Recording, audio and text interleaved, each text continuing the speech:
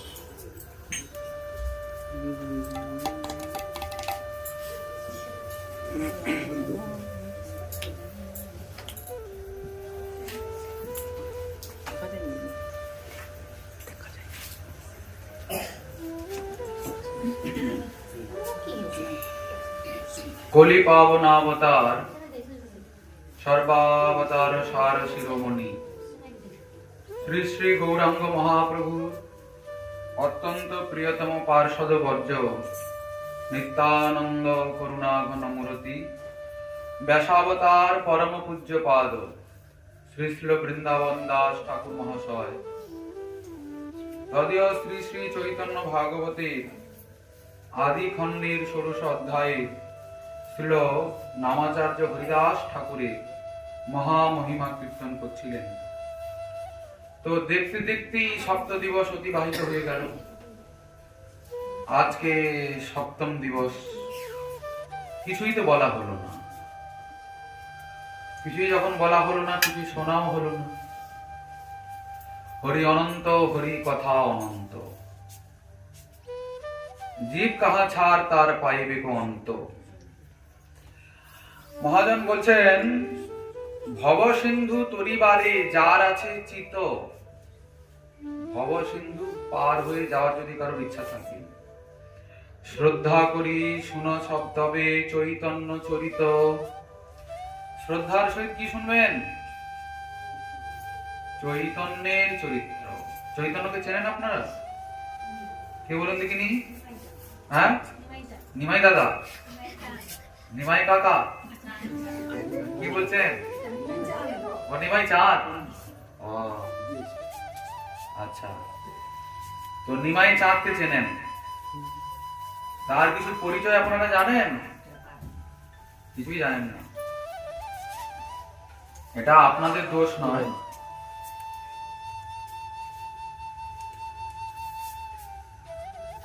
বর্তমানে এই সমস্যা। মহাপ্রভুকে কেউ চেনে না, মহাপ্রভুকে কেউ জানে না। নিতাই গৌর সুন্দর সবার কাছে অজানা, অধরা। এদিকে হরিভক্তি অনেক হচ্ছে, অনেক কৃষ্ণ কৃষ্ণ রাম রাম হরে হরে হচ্ছে, কিন্তু নিতাই গৌর হরি বলে বলা হচ্ছে, কিন্তু নিতাই গৌরকে আমরা চিনি না। ঠিক না ভুল বলছি? আচ্ছা, এটা দুর্ভাগ্য না সৌভাগ্য? সত্যি দুর্ভাগ্য মানেন? আচ্ছা, নিতাই গৌরকে জানা চেনার প্রয়োজন আছে কি? খুব আছে। যে কৃষ্ণ ভজন করার জন্য আপনারা বেরিয়েছেন, ওই কৃষ্ণ ভজন নিতাই গৌর সুন্দরের কৃপা ছাড়া সহজে হবে না। বলে কেন? নিতাই গৌর যখন ছিলেন না তখন কি কৃষ্ণ ভজন লোকে করতো না নাকি? খুব করতো। কিন্তু শ্রীমন মহাপ্রভু আসার পরে এই শ্রীকৃষ্ণের ভজন একটু অন্যরকম হয়ে গেছে। আগে তো ভক্তি ছিল, এখন সেটা ভক্তি রস হয়ে গেছে। ভক্তি রস। ভক্তি আবার রস কি করে হলো রে বাবা? রস মানে বোঝেন তো, একটা তরল পদার্থ। রস মানে স্বাভাবিকভাবে একটা আনন্দ লাগে শুনলে, রস কি? তো ভক্তিও রস। আগেও ভক্তি হতো, তবে সেটা কিরকম? ভগবানের ভক্তি। শ্রীমন মহাপ্রভু এখন ভগবানের ভক্তি নয়, প্রিয়তমের ভক্তি দিয়েছেন। প্রিয়তম মানে বোঝেন তো? প্রিয়তম মানে কে? কাছের মানুষ, আপনজন, তাকে তো প্রিয়তম বলে। একটা হচ্ছে ভগবান আর একটা হচ্ছে প্রিয়তম। দুটো শব্দের মধ্যে অনেক পার্থক্য আছে কিনা? ভগবান বললেই, ঈশ্বর বললেই যেন অনেকটা নিজের থেকে দূরত্ব বলে মনে হচ্ছে। ঠাকুর কত দূরে, কত সম্ভ্রম, কত ভয়, কত শ্রদ্ধা, এসব একটা ব্যাপার আছে না? যদি বলা যায় প্রিয়তম, তাহলে আর দূরত্ব কিছুই নেই, মনে হচ্ছে যেন কত কাছে। প্রিয়তম শব্দটা কত মধুর, ঠিক না ভুল? এই যে ঈশ্বরের ভজনা, ভগবানের ভজনা, ভক্তি, মহাপ্রভু আসার আগে ছিল এরকম। ভগবানকে ভক্তি করতে হতো শাস্ত্রের শাসন মেনে, ভয় পেয়ে। কিসের ভয়? মৃত্যুর ভয় থেকে মুক্ত হওয়ার জন্য ভগবানের ভক্তি করতে। কিন্তু শ্রীমন মহাপ্রভু এ সংবাদ নিয়ে আসেননি। তিনি বলেছেন ভগবানকে কেবলমাত্র ভালোবাসতে হবে, নিজের মনে করে। আর নিজের মনে করব কেন? তিনি তো নিজেরই, নাকি তিনি করেন নাকি অন্য কারণ নাকি? এই জগতে কি যে কোনো জগতে কেবলমাত্র আপন যদি কেউ থাকে, সে হলো গোবিন্দ, প্রাণ গোবিন্দ। নাকি বাকি যেখানে যেখানে আপনারা আপনত্ব করে রেখেছেন, ওগুলো হলো সব ভ্রান্ত, ওগুলো আগন্তুক সম্বন্ধ। আগে ছিল না, পরে থাকবে না। এই কয়েক দিনের জন্য সেই সম্বন্ধ, কয়েক দিনের জন্য তার সঙ্গে একটা ড্রিল হয়েছে। বুঝতে পেরেছেন? ছেলের সঙ্গে আপনার কত সম্বন্ধ, কত দিনে? বলে 40 বছর। তার আগে ছেলে কে ছিল? আপনি মরার পরে আপনি কি হবেন, কোথায় যাবেন, কেউই জানে না। বিধাতা জানেন, যিনি কর্মফল প্রদান করেন। যার যেমন কর্ম, সেই অনুসারে জীব দেহ প্রাপ্ত হয়, সেই অনুসারেই তার আত্মীয় স্বজন সব মেলে। বুঝতে পেরেছেন তো? কর্মের অনুসারে মেলে, কিন্তু নাহলে কারোর সঙ্গে কারোর কোনো মতলব নেই।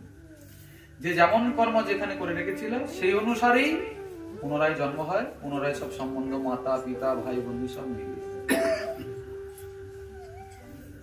এই হচ্ছে সিদ্ধান্ত। কিন্তু প্রিয়তম যিনি ছিলেন, তিনি ছিলেন, আছেন আর চিরদিন থাকবেন, তার কোনো পরিবর্তন হয় না। কে তিনি? শ্রী গোবিন্দ। আমি যখন কুকুর ছিলাম তখনও আমার সঙ্গে ছিলেন। কি কুকুরের অন্তরে আত্মা নেই? গোবিন্দ থাকে না? যখন আমি বিষ্ঠা পায়খানা খেতাম, কে বলে বলুন তো পায়খানা খায়? শুকর শুকর, আমিও সেটা হয়েছি, সবাই হয়েছে। তখনও তার অঙ্গে গোবিন্দ ছিলেন। নাকি? আবার যখন ওই নালীর ক্রীড়া হলাম, পোকামাকড়, ক্ষুদ্র ক্ষুদ্র ঘৃণ্য মানুষ যাকে স্পর্শ করতে চায় না, এত এত নিকৃষ্ট জনিতেও যখন ছিলাম, তখনও আমার সব থেকে নিকটতম, সব থেকে প্রিয়তম, সব থেকে কাছে, অন্তরেরও অন্তরে যিনি থাকেন, তিনি সর্বদাই সঙ্গে ছিলেন। নাকি? এই জগতে তো যতদিন আপনি সংসারের জন্য দিতে পারবেন, ততদিন আপনার আত্মীয় স্বজন সঙ্গে থাকে। যেদিন দেওয়া বন্ধ করবেন, সেদিন লাথি মেরে আপনি থাকতে থাকতেই পালায়। ঠিক না ভুল বলছি? এসব আমাদের জীবনের ঘটা ঘটনা, আমরা তো আর আত্মকথা বলতে পারি না।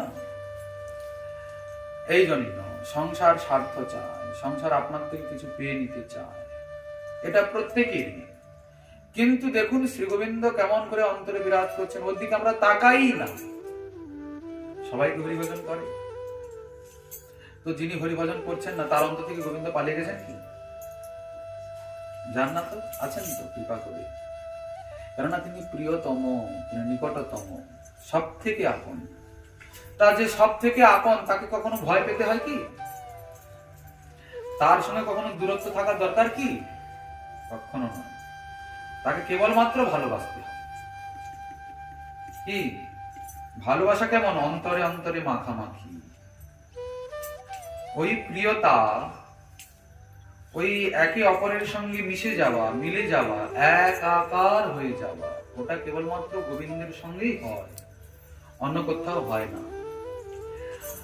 এই কৃষ্ণ ভজন দুই প্রকারের। আমরা একদম শর্টে খাটে দু তিনটে সার কথা বলছি। এগুলো আপনারা বুঝতে পারবেন কিনা সেক্ষেত্রে একটু সন্দেহ আছে। তবু শ্রীমন মহাপ্রভুর মহা অবদান যদি আমরা না বলি, তাহলে আপনারাও বঞ্চিত হলেন, আমরাও অপরাধী হলাম। বলে আপনি বলবেন আজকে শেষের দিনে, এতদিন ধরে বললেন না কেন? কি আপনারা হয়তো বলতে পারেন। এই দেখুন শ্রীমদ ভাগবত আপনারা আগেও শুনেছেন হয়তো। শ্রীমদ ভাগবতে 12টা স্কন্ধ আছে। শ্রীমদ ভাগবতের মূল প্রতিপাদ্য বিষয় হলেন ব্রজেন্দ্র নন্দন শ্রীকৃষ্ণ, ব্রজের কৃষ্ণ, ব্রজের লীলা। ওইটাই ভাগবতের প্রধান বিষয়বস্তু। কিন্তু আত্মারাম শিরোমণি পরমহংস চূড়ামণি ব্যাসনন্দন শ্রীল সুখদেব গোস্বামী চরণ কৃষ্ণলীলা বর্ণন করলেন 10ম স্কন্ধে গিয়ে। প্রথম, দ্বিতীয়, তৃতীয়, চতুর্থ, পঞ্চম, ষষ্ঠ, সপ্তম, অষ্টম, নবম, 9টা ছেড়ে দিয়ে 9টায় অন্য কথা বলেছেন। 9ম স্কন্ধ পর্যন্ত অন্যান্য রাজা মহারাজা, অন্যান্য ভগবানের অবতার, অন্যান্য অনেক লীলার কথা বলেছেন। কিন্তু আসল বিষয়বস্তু 10ম স্কন্ধে গিয়ে বলছেন। বলে কেন প্রথমেই শুরু করতে পারলেন না? কি যদি বলেন ভাগবতের প্রধান বিষয়বস্তু ব্রজের লীলা, ব্রজের কথা, তাহলে সেটা প্রথম থেকে শুরু করলে ভালো হতো। তা ওখানে 9ম স্কন্ধ পর্যন্ত পেরিয়ে গিয়ে 10ম স্কন্ধে গিয়ে বললেন কেন? বলছেন ব্রজের লীলা শুনতে তো ভালো লাগে, কিন্তু হৃদয়ে ধারণ করতে পারলে তো। কি বলেন? না হলে কি বুঝতে কি বুঝে ফেলবো হৃদয় যদি যোগ্য না হয়? হৃদয়টা যদি পবিত্র না হয়, যদি যোগ্য না হয়, তাহলে ব্রজের লীলা যেরকম ভাবে ভগবান করেছেন, ওতে আমার সন্দেহ জেগে যেতে পারে। ওটাতে আমি প্রাকৃত বোধ, যেরকম আমরা লোকে বলে না, এই জন্য কৃষ্ণ এত গোপীদের নিয়ে নেচেছিল, আমরা 2-4টা মেয়েকে নিয়ে কি আর ওখানে ওখানে যেতে পারি না? অনেকে বলে না, আপনাদের এখানে বলে না? বলে না? তাহলে এখানকার লোক বড় ভালো। লোকে বলে এরকম যে দেখো ইনি কিসের ভগবান, মিথ্যা কথা বলেন, লোকের ঘরে চুরি করেন, লোকের কাপড় চুরি করে নেন। সুন্দরী সুন্দরী গোপিকারা আর ওখানে স্নান করছিল। এই ভগবান যদি এরকম হয়, তার ভক্ত তো এরকমই হবে। লোকে এরকম বলে। আচ্ছা, এই কথাটা তখনই বলে যখন ওই লীলার ভিতরে যে তত্ত্বের রহস্য রয়েছে সেটাকে যখন না জানে, তখন এসব কথা বলে। লীলা সর্বদাই তত্ত্বের উপরে প্রতিষ্ঠিত। ভগবান কখনোই আমাদের মতন প্রাকৃত নন। আমাদের দেহটা কি দিয়ে তৈরি? পঞ্চমহাভূত দিয়ে তৈরি। ক্ষিতি অপ্তেজ মরুদ্যম, এই মাংস, মেদ, মজ্জা, অস্থি, রক্ত, রস, ধাতু, এইসব একে বলে সপ্ত ধাতু। এটা শরীরের একটা উপাদান, এটা ওই পঞ্চমহাভূত থেকে তৈরি হয়। বুঝেছেন তো? এটা তো এই জড়জগতে যেসব শরীরগুলো রয়েছে তাদের শরীরটা এসব দিয়ে তৈরি, কিন্তু ভগবানের শরীর এসব দিয়ে তৈরি নয়। ভগবানের শরীর কি দিয়ে তৈরি? ঈশ্বর পরম কৃষ্ণ সৎ চিৎ আনন্দ বিগ্রহ, কি দিয়ে তৈরি? সৎ চিৎ আর আনন্দ দিয়ে তৈরি। এই যে কাম, ক্রোধ, লোভ, মোহ, মদ, মাশ্চর্য, এই যে খারাপ জিনিসগুলো রয়েছে না, এই যে ধরুন কোন একটা মেয়েকে দেখে একটা ছেলের আকর্ষণ, এটা হচ্ছে কেন? কামের প্রভাবে। একটা জিনিস আমার পূর্ণ হয়নি, তার জন্য আমার মাথায় প্রচন্ড ক্রোধ চেপে গেছে, রাগ হয়েছে, এগুলো তো খারাপ জিনিস না? এই যে বিষয়গুলো এই দেহে হয়, এই পঞ্চ মহাভৌতিক দেহে হয়, সচ্চিদ আনন্দময় দেহে এসব স্পর্শও করতে পারে না। তাহলে শ্রী ভগবান যদি সচ্চিদ আনন্দময় হন, তাহলে সেখানে কোনো অসৎ থাকার প্রশ্নই ওঠে না। সেখানে গোপীদের বস্ত্র চুরি করেছেন, কোনো খারাপ চিন্তা ভাবনা নেই, এই কথা কোনো প্রশ্নই ওঠে না। রাসলীলা করছেন, অনেকগুলো গোপীকে সঙ্গে নিয়ে জড়াজড়ি করে এ করে সে করে, সেখানে কোনো খারাপ চিন্তা ভাবনার প্রশ্নই ওঠে না। কেননা সেখানে গোবিন্দ তো প্রাকৃত দেহ নিয়ে নয়, আর যারা যারা সেখানে রাসলীলায় ছিলেন তারাও তো কোনো সামান্য নয়, তারা সবই রাধারানীর কায়বুজ্জ স্বরূপা। তাহলে রাধারানী কোথা থেকে আসলেন? কি বলেন? তারা যদি সবই রাধারানীর দেহের থেকে বেরিয়েছেন, তাহলে রাধারানী কোথা থেকে আসলেন? আপনারা কি বলেন, রাধারানী কোথা থেকে এসেছেন? আপনারা কি জানেন? একটু ধারণা দিন দেখি। গোস্বামীপাদ বলছেন, রাধার স্বরূপ কৃষ্ণ প্রেম কল্পলতা, সখীগণ হন্তার পল্লব পুষ্প পাতা। রাধারানীর স্বরূপ কি? কৃষ্ণের প্রেম কল্পলতা, কৃষ্ণেরই প্রেম রাধারানীর রূপে বাইরে বিরাজমান। সখীগণ তার পাতা, যেরকম একটা লতার পাতা শাখা প্রশাখা ফল ফুল থাকে, সখীগণ তাই। তাহলে রাধা কৃষ্ণের মধ্যে কোনো পার্থক্য নেই। আর যেহেতু সখীরাও রাধারানীরই অংশ, তাহলে সখীদের সঙ্গে রাধারানীর পার্থক্য নাই, আর রাধারানীর সঙ্গে কৃষ্ণের কোন রকমের ভেদ নাই। তাহলে ওখানে তো খালি কৃষ্ণই আছেন, রূপটা অন্যরকম। রাসলীলায় সব কৃষ্ণ, কৃষ্ণ কৃষ্ণকে জড়িয়ে ধরছেন, কৃষ্ণ কৃষ্ণকে নাচাচ্ছেন, কৃষ্ণ কৃষ্ণ গলায় জড়িয়ে ধরছেন নাকি? এটা হলো তত্ত্ব। এই বিষয়ে আমরা অতি বিশদে যাব না, কেননা বিষয়টা অতীব নিগুড়, রহস্যময়, কঠিন।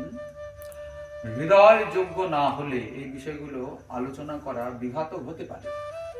তবে এটা বলবো না যে শোনার অধিকার নেই, এটা ঠিক কথা না। শোনার অধিকার না থাকলে দিয়েছেন কেন মহাজন?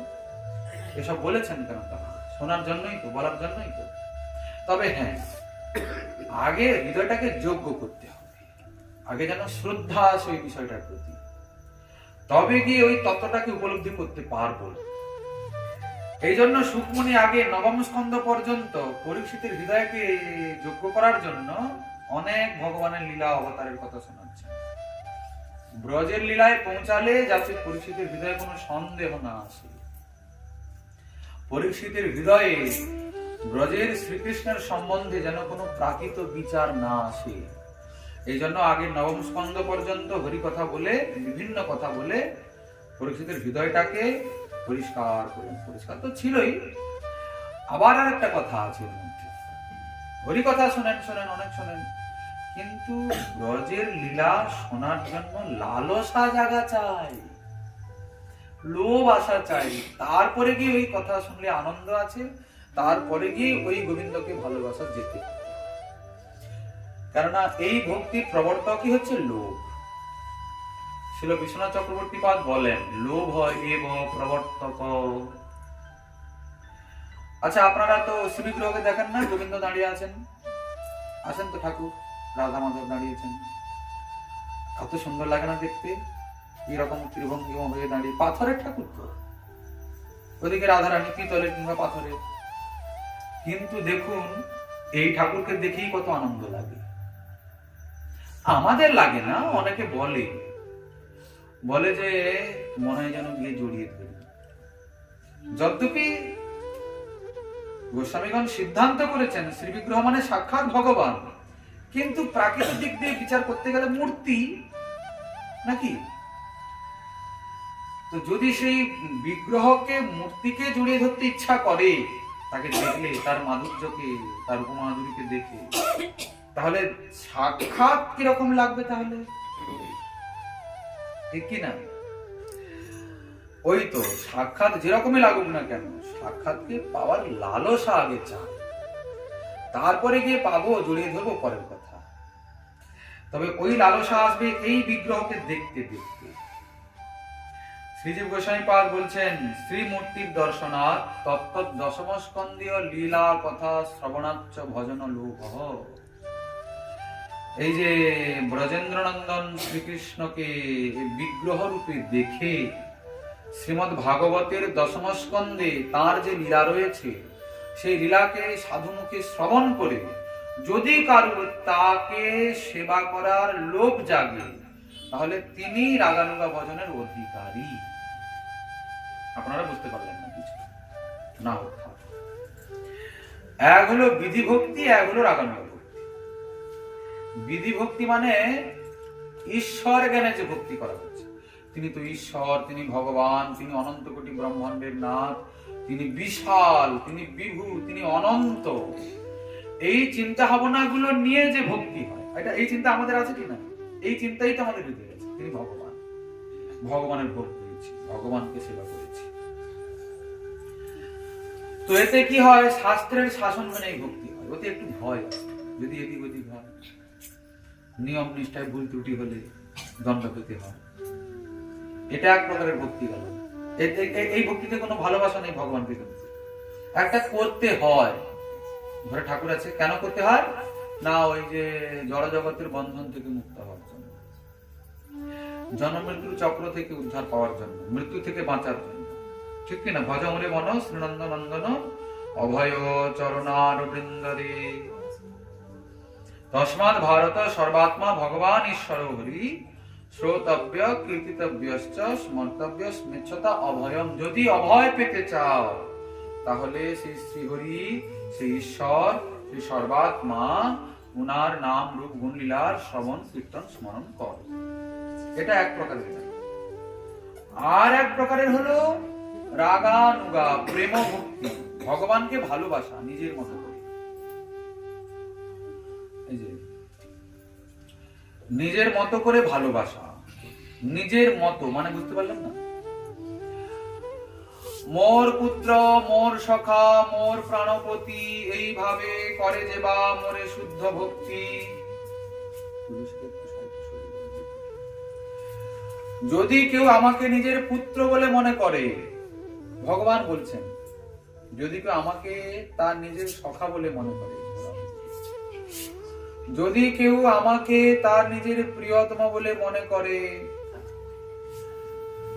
সেটাই হলো প্রকৃত শুদ্ধ ভক্তি। ওইটা আমার ভালো লাগে। আচ্ছা, আপনারা কি আজ পর্যন্ত ভগবানকে পুত্র বলে মনে করতে পেরেছেন? কেউ আছেন? কি কথা, ভগবানকে পুত্র বলে কি করে মনে করা যায়? যায় না তো। ভগবানকে বন্ধু বলে কি করে মনে করা যায়? এসব তো নতুন কথা, বাজে কথা। কিন্তু না, সকল জগতে মোর করে বিধি ভক্তি, বিধি ভক্তি ব্রজভাব পাহিতে নাহি শক্তি। সারা জগতে বিধি ভক্তি করছে, মানে এই যে ভয় পেয়ে ভগবান ভগবান বলে, এতে আমার ভালো লাগে না। তুমি সে 2 নকুল দানা দাও আর কি 2 কিলো নকুল দানা দাও, তুমি সে 1 ঝুড়ি ফল দিলে, যদি আমাকে ভগবান ঈশ্বর মনে করে দিচ্ছ, আমার তাতে প্রসন্নতা নেই। কেননা আমার কি বস্তুর অভাব, তুমি আমাকে কি দেবে আমি নেব। হোক, তুমি দিচ্ছ যখন কৃপা করে দেবে, ঠিক আছে। আমাকে পাবে না।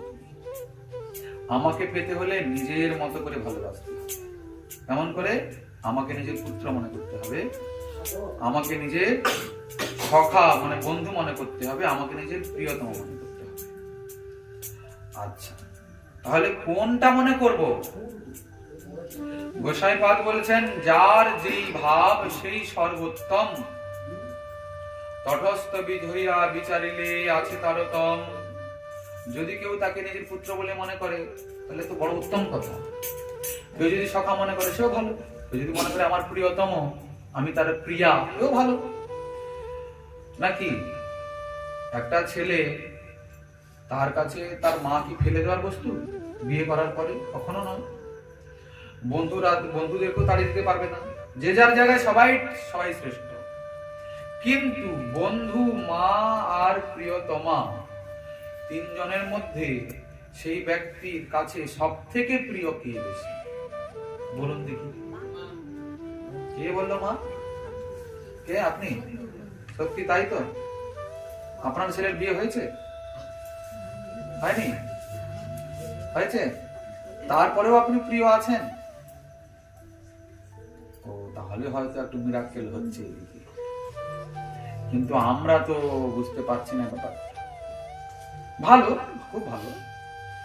যদি বিবাহের পরেও কোন পুরুষের মায়ের প্রতি স্ত্রীর থেকে বেশি আসক্তি থাকে, তো বড় ভালো কথা। কিন্তু এটা হয় না। ঠিক বলছি না ভুল বলছি? ঠিক না? আচ্ছা, এখানে কিন্তু স্ত্রীর কথা বলা হয়নি, এখানে বলা হয়েছে প্রিয়তমার কথা। স্ত্রী আর প্রিয়তমার মধ্যে পার্থক্য আছে। বুঝতে পারলেন না কথাটা? স্ত্রী হতে পারে কিন্তু প্রিয়তমা নাও হতে পারে। ঠিক না? আমি বিয়ে করেছি, বাবা মা জোর করে বললো, মেয়েটাকে তারা দেখে পছন্দ করেছে, কিন্তু আমার পছন্দ না, কিন্তু বাবা মা বলেছে বলে বিয়ে করতে হয়েছে। স্ত্রী কিন্তু প্রিয়তমা নয়। কথা বুঝতে পারছেন কি? একটু ভিতরে ঢুকে বিচার। আচ্ছা, প্রিয়তমা স্ত্রী নাও হতে পারে। এই জন্য আমরা বললাম যে সখা, মাতা আর প্রিয়তমা, আমরা স্ত্রী বলি। এই তিনজনের কাছে, এই তিনজনের মধ্যে এক ব্যক্তির কে সব থেকে বেশি প্রিয়?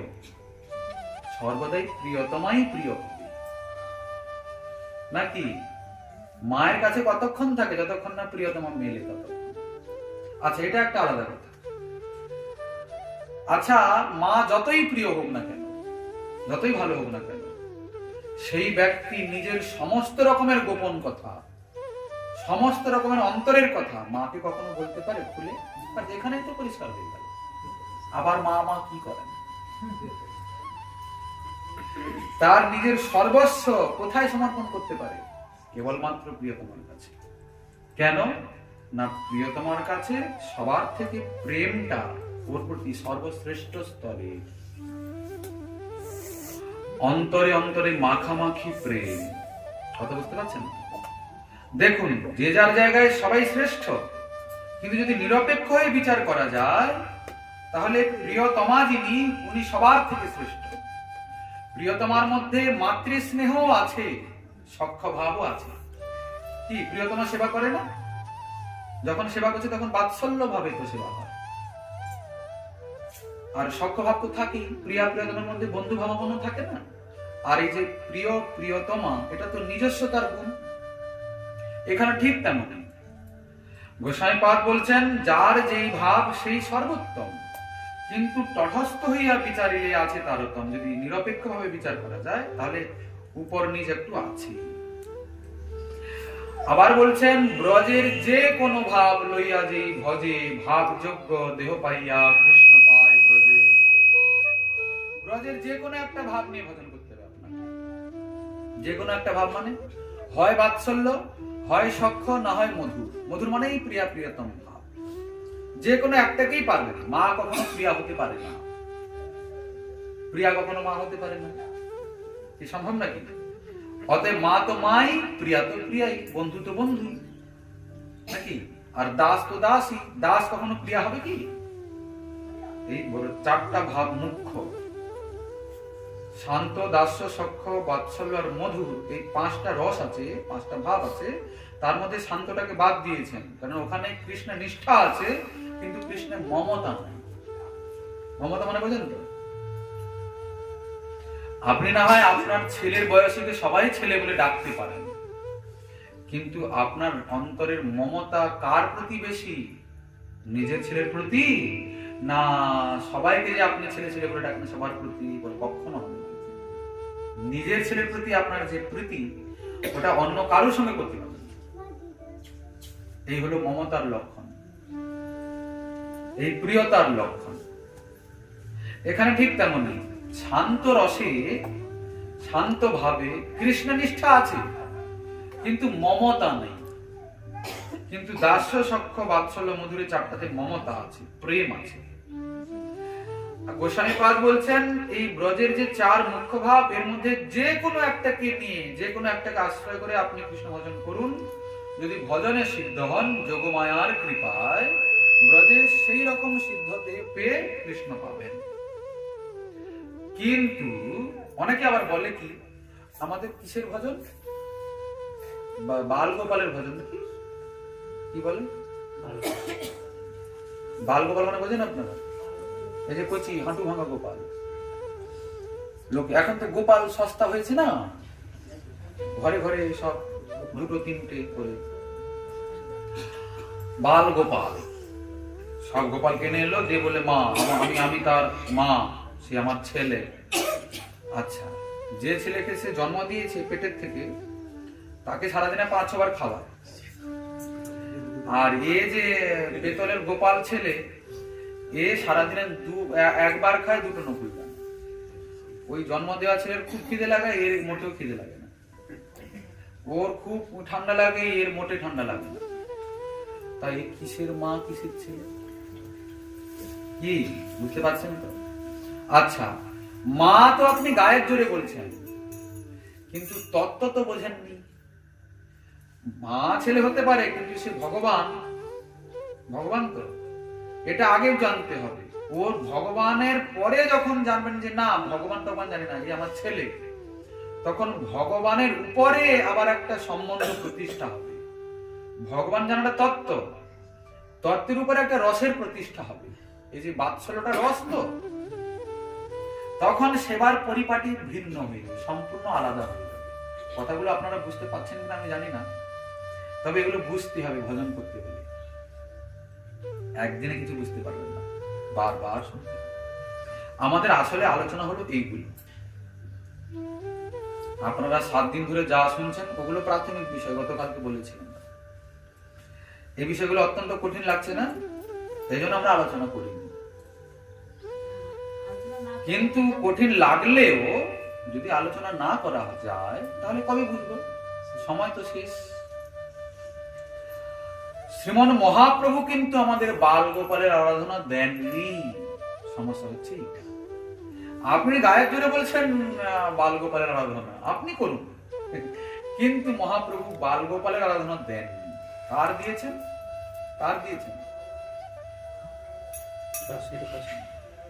কেন বাল গোপালের আরাধনার রস নেই? সেখানে তো বাৎসল্য রস, যা তা বলে। কিশোর গোপালের আরাধনা, কিশোর মানে শ্রী গোবিন্দ কখনো যৌবনে যান না, যৌবন প্রাপ্ত হন না, তিনি নিত্য কিশোর। বুঝতে পারলেন না? নিত্য কিশোর মানে বোঝেন? আচ্ছা, তিনি কেমন না অনাদির আদি বলেন, আছে না ব্রহ্মসংহিতাতে, ঈশ্বর পরম কৃষ্ণ সচ্চিদানন্দ বিগ্রহ অনাদির আদি গোবিন্দ সর্ব কারণ কারণম। অনাদির আদি মানে তার কোনো আদি নেই, তিনি সবার আদি। আর উনি যে কবে থেকে আছেন এই জগতে উনি জানেন, আর কেউ জানেন না। তাহলে তো চুলগুলো সাদা হয়ে গিয়ে খসে পড়ে 36-50 বার দাঁত বেরিয়ে দাঁত খসে কত কি হওয়ার কথা নাকি? মানুষের ক্ষেত্রে হয় না, 100 বছর বয়স পরে আবার দাঁত খসে পড়ে আবার দাঁত গজায়। কিন্তু শ্রী গোবিন্দ সেই রকমই আছেন, নিত্য কিশোর, যে রকম প্রথম থেকে ছিলেন। কবে থেকে আছেন কেউ জানে না, নিত্য কিশোর। উনার নিত্য বয়স আছে 14 বছর 2 মাস 15 দিন। উনার নিত্য বয়স কত? 14 বছর 2 মাস 15 দিন উনার নিত্য বয়স। ওর ওই বয়সে ওই সংখ্যায় যেরকম দেখতে লাগে একটা মানুষকে, ওই রকমই উনি চিরদিন আছেন। উনার গোপ বেরোয় না, দাড়ি বেরোয় না, একটু সবুজ সবুজ হয়। এটা 14 বছরের ছেলের একটু হয়ে যায় না, ওই রকম 14 বছরের ছেলে কেরকম ঠিক ওই রকম শ্রী গোবিন্দকে দেখতে। অনাদিকাল থেকে ওই রকমই আছে। আবার রাধারানীর 15 বছর 9 মাস 7 দিন বয়স। কত? 15 বছর বলছি, উল্টা হয়ে গেছে না? 15 বছর কৃষ্ণে, 14 বছর রাধারানী। তো এই যে বয়স, এটাই ওনাদের নিত্য বয়স, বুঝতে পারছেন? এর থেকে বেশি বয়স ওনারা জান না, মানে আছেন তো অনাদির আগে থেকে, কিন্তু এর থেকে বেশি মনে হয় না। শ্রীমন মহাপ্রভু এই যুগল কিশোরের, এই কিশোর কিশোরীর আরাধনা দিয়েছেন, বুঝেছেন? ওই বাল গোপাল, ওই যে গোপাল সখাদের সঙ্গে গোচারণ হয়ে গেছে, ওই গোপাল ওদের ভজন দেননি। এবার যদি কারুর পূর্বের সংস্কার ছিল, পূর্ব জন্মে হয়তো ভজন করেছে, কিসের বাৎসল্য রসের হয়তো ভজন করেছে, ওই সংস্কার আছে। এখন আপনি যতই মহাপ্রভুর সিদ্ধান্ত তত্ত্ব শোনান না কেন, ওর হৃদয়ের আকর্ষণ কিন্তু ওই বাল গোপালের দিকেই হবে, কারণ পূর্বের ভজনের সংস্কার আছে না, এই জন্য ওর আকর্ষণ ওই দিকেই হবে, ওই সখ্য, ওই বাৎসল্যের দিকেই হবে। আর যদি কারোর কোনো সংস্কার নেই, এই জন্মে সেরকম সাধুর সঙ্গে শুনতে শুনতে শুনতে শুনতে তার ওই বিষয়ে আগ্রহ জেগে যাবে। কোন বিষয়? যুগল কিশোরের ভজনের দিকে। তবে যুগল কিশোরের ভজন আবার করার অন্য রহস্য আছে, যেমন তেমন করে করে না। বলে আমরা পারবো না? পারবেন, সবাইকেই তো দিয়েছেন মহাপ্রভু, আমাদেরকেই তো দিয়েছেন, কিন্তু যুগলের ভজন করার একটা বিচিত্র পদ্ধতি আছে। এবার সেটা শোনার পরে আপনারা আদৌ এখানে বসে থাকবেন না পালাবেন, সেই চিন্তায় আমি আছি। যদি পালিয়ে যান, আমি আর কাকে কথা শোনাবো? পালাবে না। রায় রামানন্দের সঙ্গে শ্রীমন মহাপ্রভুর আলাপ আলোচনা হচ্ছে এইসব বিষয় নিয়ে, ভজন সাধন নিয়ে অনেক কথা বললেন। শেষে বললেন এই যে মধুর রস, কান্তা প্রেম, ওটাই হলো সর্বশ্রেষ্ঠ, এখানে শ্রীকৃষ্ণ পূর্ণরূপে বশীভূত হয়ে যান। তা ভালো কথা, ভগবান হয়ে তিনি সম্পূর্ণ বশীভূত কিসে হন? যদি কেউ তাকে প্রিয়তম রূপে ভালোবাসে, তিনি প্রিয়তমার কাছেই পূর্ণরূপে বশীভূত, অন্য কোথাও। হ্যাঁ, তা ভালো বশীভূত তো বুঝলাম, তা কোন সাধনা করে সেখানে পৌঁছানো যাবে সেটা বলো। আমরা তো আর সরাসরি হঠাৎ করে প্রিয়তমা হতে পারবো না। যদি কারোর হৃদয় ইচ্ছা জাগে, সাধনা করতে হবে। কোন সাধনায় পাওয়া যাবে? এই ক্ষেত্রে অনেক কথা। শ্রীমৎ রূপ গোস্বামী পাদ বলছেন, যারা বিধি ভক্তি করছে, তারা যেমন করে নাম জপ করে, একাদশীর ব্রত করে, তুলসী সেবা করে, যত রকমের সাধনাগুলো রয়েছে করে, যারা এই রকমের রাগানুগা ভজন করবে, ভগবানের সঙ্গে সম্বন্ধ স্থাপন করে, পুত্র মনে করে, সখা মনে করে, প্রিয়তম মনে, যারা এইসব করবে, তাদের একই সাধনাই করতে হবে। কিন্তু অন্তরের ভাবের উপরে সবকিছু নির্ভর করবে। কি নির্ভর করবে? অন্তরে যদি উনার প্রতি ঐশ্বর্যের ভাব থাকে, তাহলে ভগবান বিধি ভক্তি হয়ে গেল। যদি অন্তরে মনে করি এ ভগবান, তাহলে আর কোনো প্রেম থাকলো, উনি আমার থেকে বহু দূরে চলে গেলেন।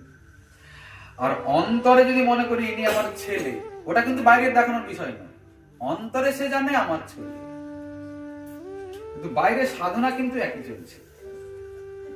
সাধনা দেখলে আপনি বুঝতে পারবেন না যে এ আসলে কি ভজন করে, বুঝতে পারছেন? আমাদের দেখলে আপনারা বুঝতে পারেন কি যে আমরা কোন সাধনা করি, কি অন্তরে কি ভজন করি, কিছুই বুঝতে পারেন না। এই তো সবাইকে তো এরকম, ইনারা খালি কালো তিলক করেন, অন্যরা সাদা তিলক করেন, এই সব পার্থক্য। নাহলে সবার হাতেই মালা ঝুলি থাকে না? যত জগতে কৃষ্ণ ভক্ত সবার হাতেই মালার ঝুলি আছে, সবার গলাতেই তুলসীর মালা, সবার মস্তকে শিখা রয়েছে, আছে না নাই? সবাই একাদশীর ব্রত করে, কিন্তু জগতে অনেক কৃষ্ণ ভক্ত, সবার মধ্যে পার্থক্য বহু রয়েছে। হ্যাঁ, আপনি দেখছেন যে পুরুষ ভিতরে আছে অন্য লোক, বাইরে থেকে দেখছেন পুরুষ, তো ভিতরে পুরুষ নয়, ভিতরে অন্য লোক আছে। ওটা ভাবের দেহ, ওটাকে সিদ্ধ দেহ বলে। আচ্ছা, ওখানে পরে যাব সিদ্ধ দেহে, আগে রাস্তাটা দেখাই, কি রাস্তায় যাওয়া যায়, কি বলেন? এখন সাধনাটা কি? রায় রামানন্দ বলছেন রাধা কৃষ্ণের এই লীলা অতি গূঢ়তর, দাস্য বাৎসল্য আদি ভাবের না হয় গোচর। যুগল কিশোর যেখানে লীলা করেন নিভৃত নিকুঞ্জ মন্দিরে, সেখানে দাস্যরস, সক্ষরস, বাৎসল্য রস কেউ পৌঁছাতে পারে না। কি স্বাভাবিকভাবে ধরুন না, যখন কোনো নায়ক নায়িকাকে নিয়ে কোনো বাগানে ঘুরছে বেড়াচ্ছে, সেখানে কি যাত্রার ঢুকে পড়া ওরা আকাঙ্ক্ষা করে? ওদের ভালো লাগবে? যদি মা বাপ ওখানে পৌঁছে যায়, তাহলে কি আর প্রিয়ার হাত ধরে ঘোরাটা খুব ভালোভাবে হবে? সংকোচ এসে যাবে কিনা, লজ্জা পাবে, মা বাবা যেতে চাইবে না ওখানে। সখা বন্ধুর জায়গায়, কিন্তু এসব জায়গাতে বন্ধু কোনো কাজ নেই। যখন বন্ধুদের সঙ্গে আড্ডা মারা হচ্ছে, খুব হচ্ছে, বাগানেই আড্ডা মারা হোক না, কিন্তু যখন প্রিয়তমের আড্ডা হচ্ছে, তখন ওখানে বন্ধুর কোনো অনুপ্রবেশ থাকবে না। তাহলে ওই রসটা খণ্ডিত হয়ে যাবে। কি বুঝতে পারছেন কথা? ঠিক সেই রকম রাধা কৃষ্ণের এই লীলা অতি গূঢ়তর, দাস্য বাৎসল্য আদি ভাবের না হয় গোচর। কেউ বুঝতেই পারে না। বলে তাহলে কে বুঝতে পারে? সবে এক সখীগণের ইহা অধিকার। কার অধিকার? সখী হইতে হয় এই লীলার বিস্তার। সখী বিনা এই লীলার পুষ্টি নাহি হয়। সখী লীলা বিস্তারিয়া সখী আস্বাদয়। সখী বিনা এই লীলার নাহি অন্য গতি। সখী ভাবে তারে যেই করে অনুগতি। রাধা কৃষ্ণ কুঞ্জ সেবা সাধ্য সেই পায়। কে পায়? যে সখী ভাব আশ্রিত। যুগল কিশোরের ভজন সেবা করতে হলে সখী হতে হবে। বলে সর্বনাশ হয়েছে, এটা আবার কি হয়ে গেল? ছিলাম তো ভালো ছিলাম, সখী টকি হতে হবে মানে কি? এই জন্য বলছিলাম, শুনলে হয়তো আপনার উঠে পালাবেন। হয়তো পালানো শুরু হয়েছে। সখী গোপী অনুগতি বিনা ঐশ্বর্য জ্ঞানে ভজিলেহ নাহি পায় ব্রজেন্দ্র নন্দনে। এই যে সখী, আমরা তো সরাসরি সখী হতে পারবো না, তবে কেউ আছে ক্ষমতা।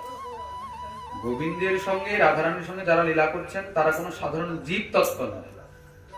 তারা শ্রী ভগবানের স্বরূপ শক্তির থেকে উৎপন্ন হয়েছেন, আল্লাহাদিনী শক্তির থেকে সব প্রকট হয়েছেন। আমরা জীব শক্তি, ওনারা স্বরূপ শক্তি। বুঝতে পারছেন? ওনারা অন্তরঙ্গা শক্তি, আমরা বহিরঙ্গা শক্তি, তটস্থা শক্তি। তো আমরা কোনোদিনই ওই ললিতা বিশাখা চিত্রা চম্পকলতার স্থান নিতে পারবো না। ওরা ওই থাকবে, চিরদিন ছিল, আছে, থাকবে। তাহলে আমরা কি করে পাবো? বলে আমরা যদি পেতে ইচ্ছা করি, যদি পাওয়ার ইচ্ছা জাগে, তাহলে ওনাদের দাসী হতে হবে। কি হব? বলে কার দাসী হবে? সবার দাসী হব নাকি? সবার দাসী হয়ে লাভ নেই। শ্রীকৃষ্ণ এত গোপী রয়েছেন, তার মধ্যে সব থেকে বেশি ভালোবাসেন কাকে? ওইটা জানেন আপনারা? ঠিক বলেছেন। শ্রীকৃষ্ণ রাধারানী ছাড়া কিছুই বোঝেন না। যদ্যপি রাধারানীর মতন অনেকেই রয়েছেন, নাকি অনেক গোপী রয়েছেন, রাধারানীর মতন কিছুটা দেখতে, কিছুটা গুণ, কিন্তু পুরোটা রাধারানীর মতন কেউই নেই। গোবিন্দ সম্পূর্ণরূপে বশীভূত কেবলমাত্র রাধারানীর কাছে। ওই জন্য ওনার চরণকে উনি মস্তকে নেবেন বলেছেন। গীত গোবিন্দে আছে না, স্মর গরল খণ্ডনম মম শিরসি মণ্ডনম দেহি পদ পল্লবম উদারম হিয়ার মাঝারে উঠে রসের হিল্লোলি পরশিতে চাহি তোমার চরণের অঙ্গুলি। কাকে বলছেন? রাধারানীকে বলছেন। তোমার চরণের অঙ্গুলি, আঙ্গুল স্পর্শ করতে চাই। আমার এই কথাটা মনে পড়লেই না আমার হৃদয়টা কেমন ব্যাকুল হয়ে যায়। রাধারানী মানিনী হয়েছেন, ভয়ঙ্কর মান হয়েছে। শ্রীকৃষ্ণ এসছেন ভোর রাতে, যে কত রকমের অনুনয় বিনয় করছেন, কোনো কথাই মানছেন না রাধারানী। তখন শেষকালে গোবিন্দ বলছেন, লেহ লেহ লেহ রাই সাধের মুরলী পরশিতে চাহি তোমার চরণের ধুলি। তোমার চরণ ধুলি আমার মাথায় দাও রাই।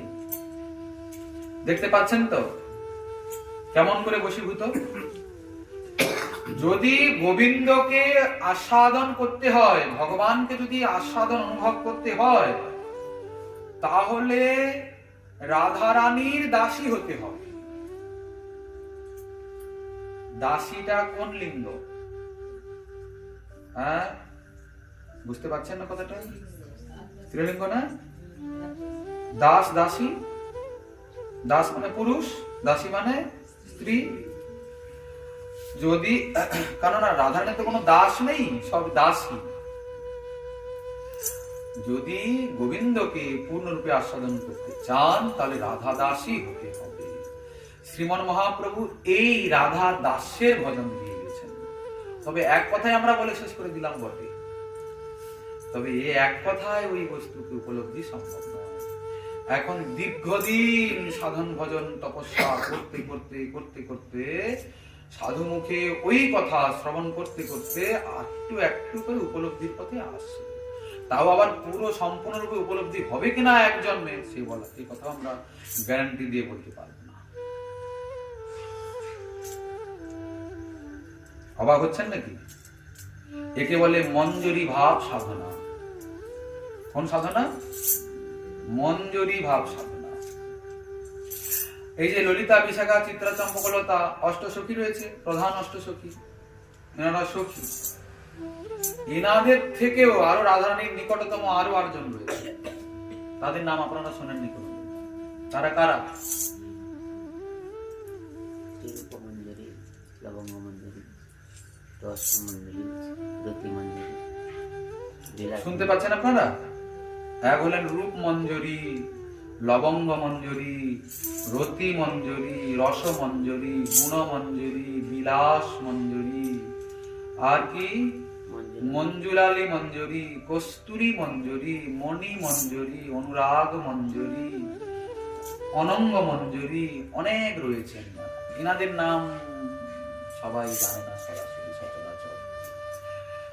এনারা রাধারানীর একদম অন্তরে, একদম নিকটতম কাছে। ললিতা বিশাখার অনেক সংকোচ আছে, সবসময় ওনারা কাছে থাকতে পারেন না রাধারানী। এই যে মঞ্জরিগণ রাধারানীর ছায়া সঙ্গিনী, যেরকম করে ছায়া কখনো ছাড়ে না, এরাও ঠিক তেমন।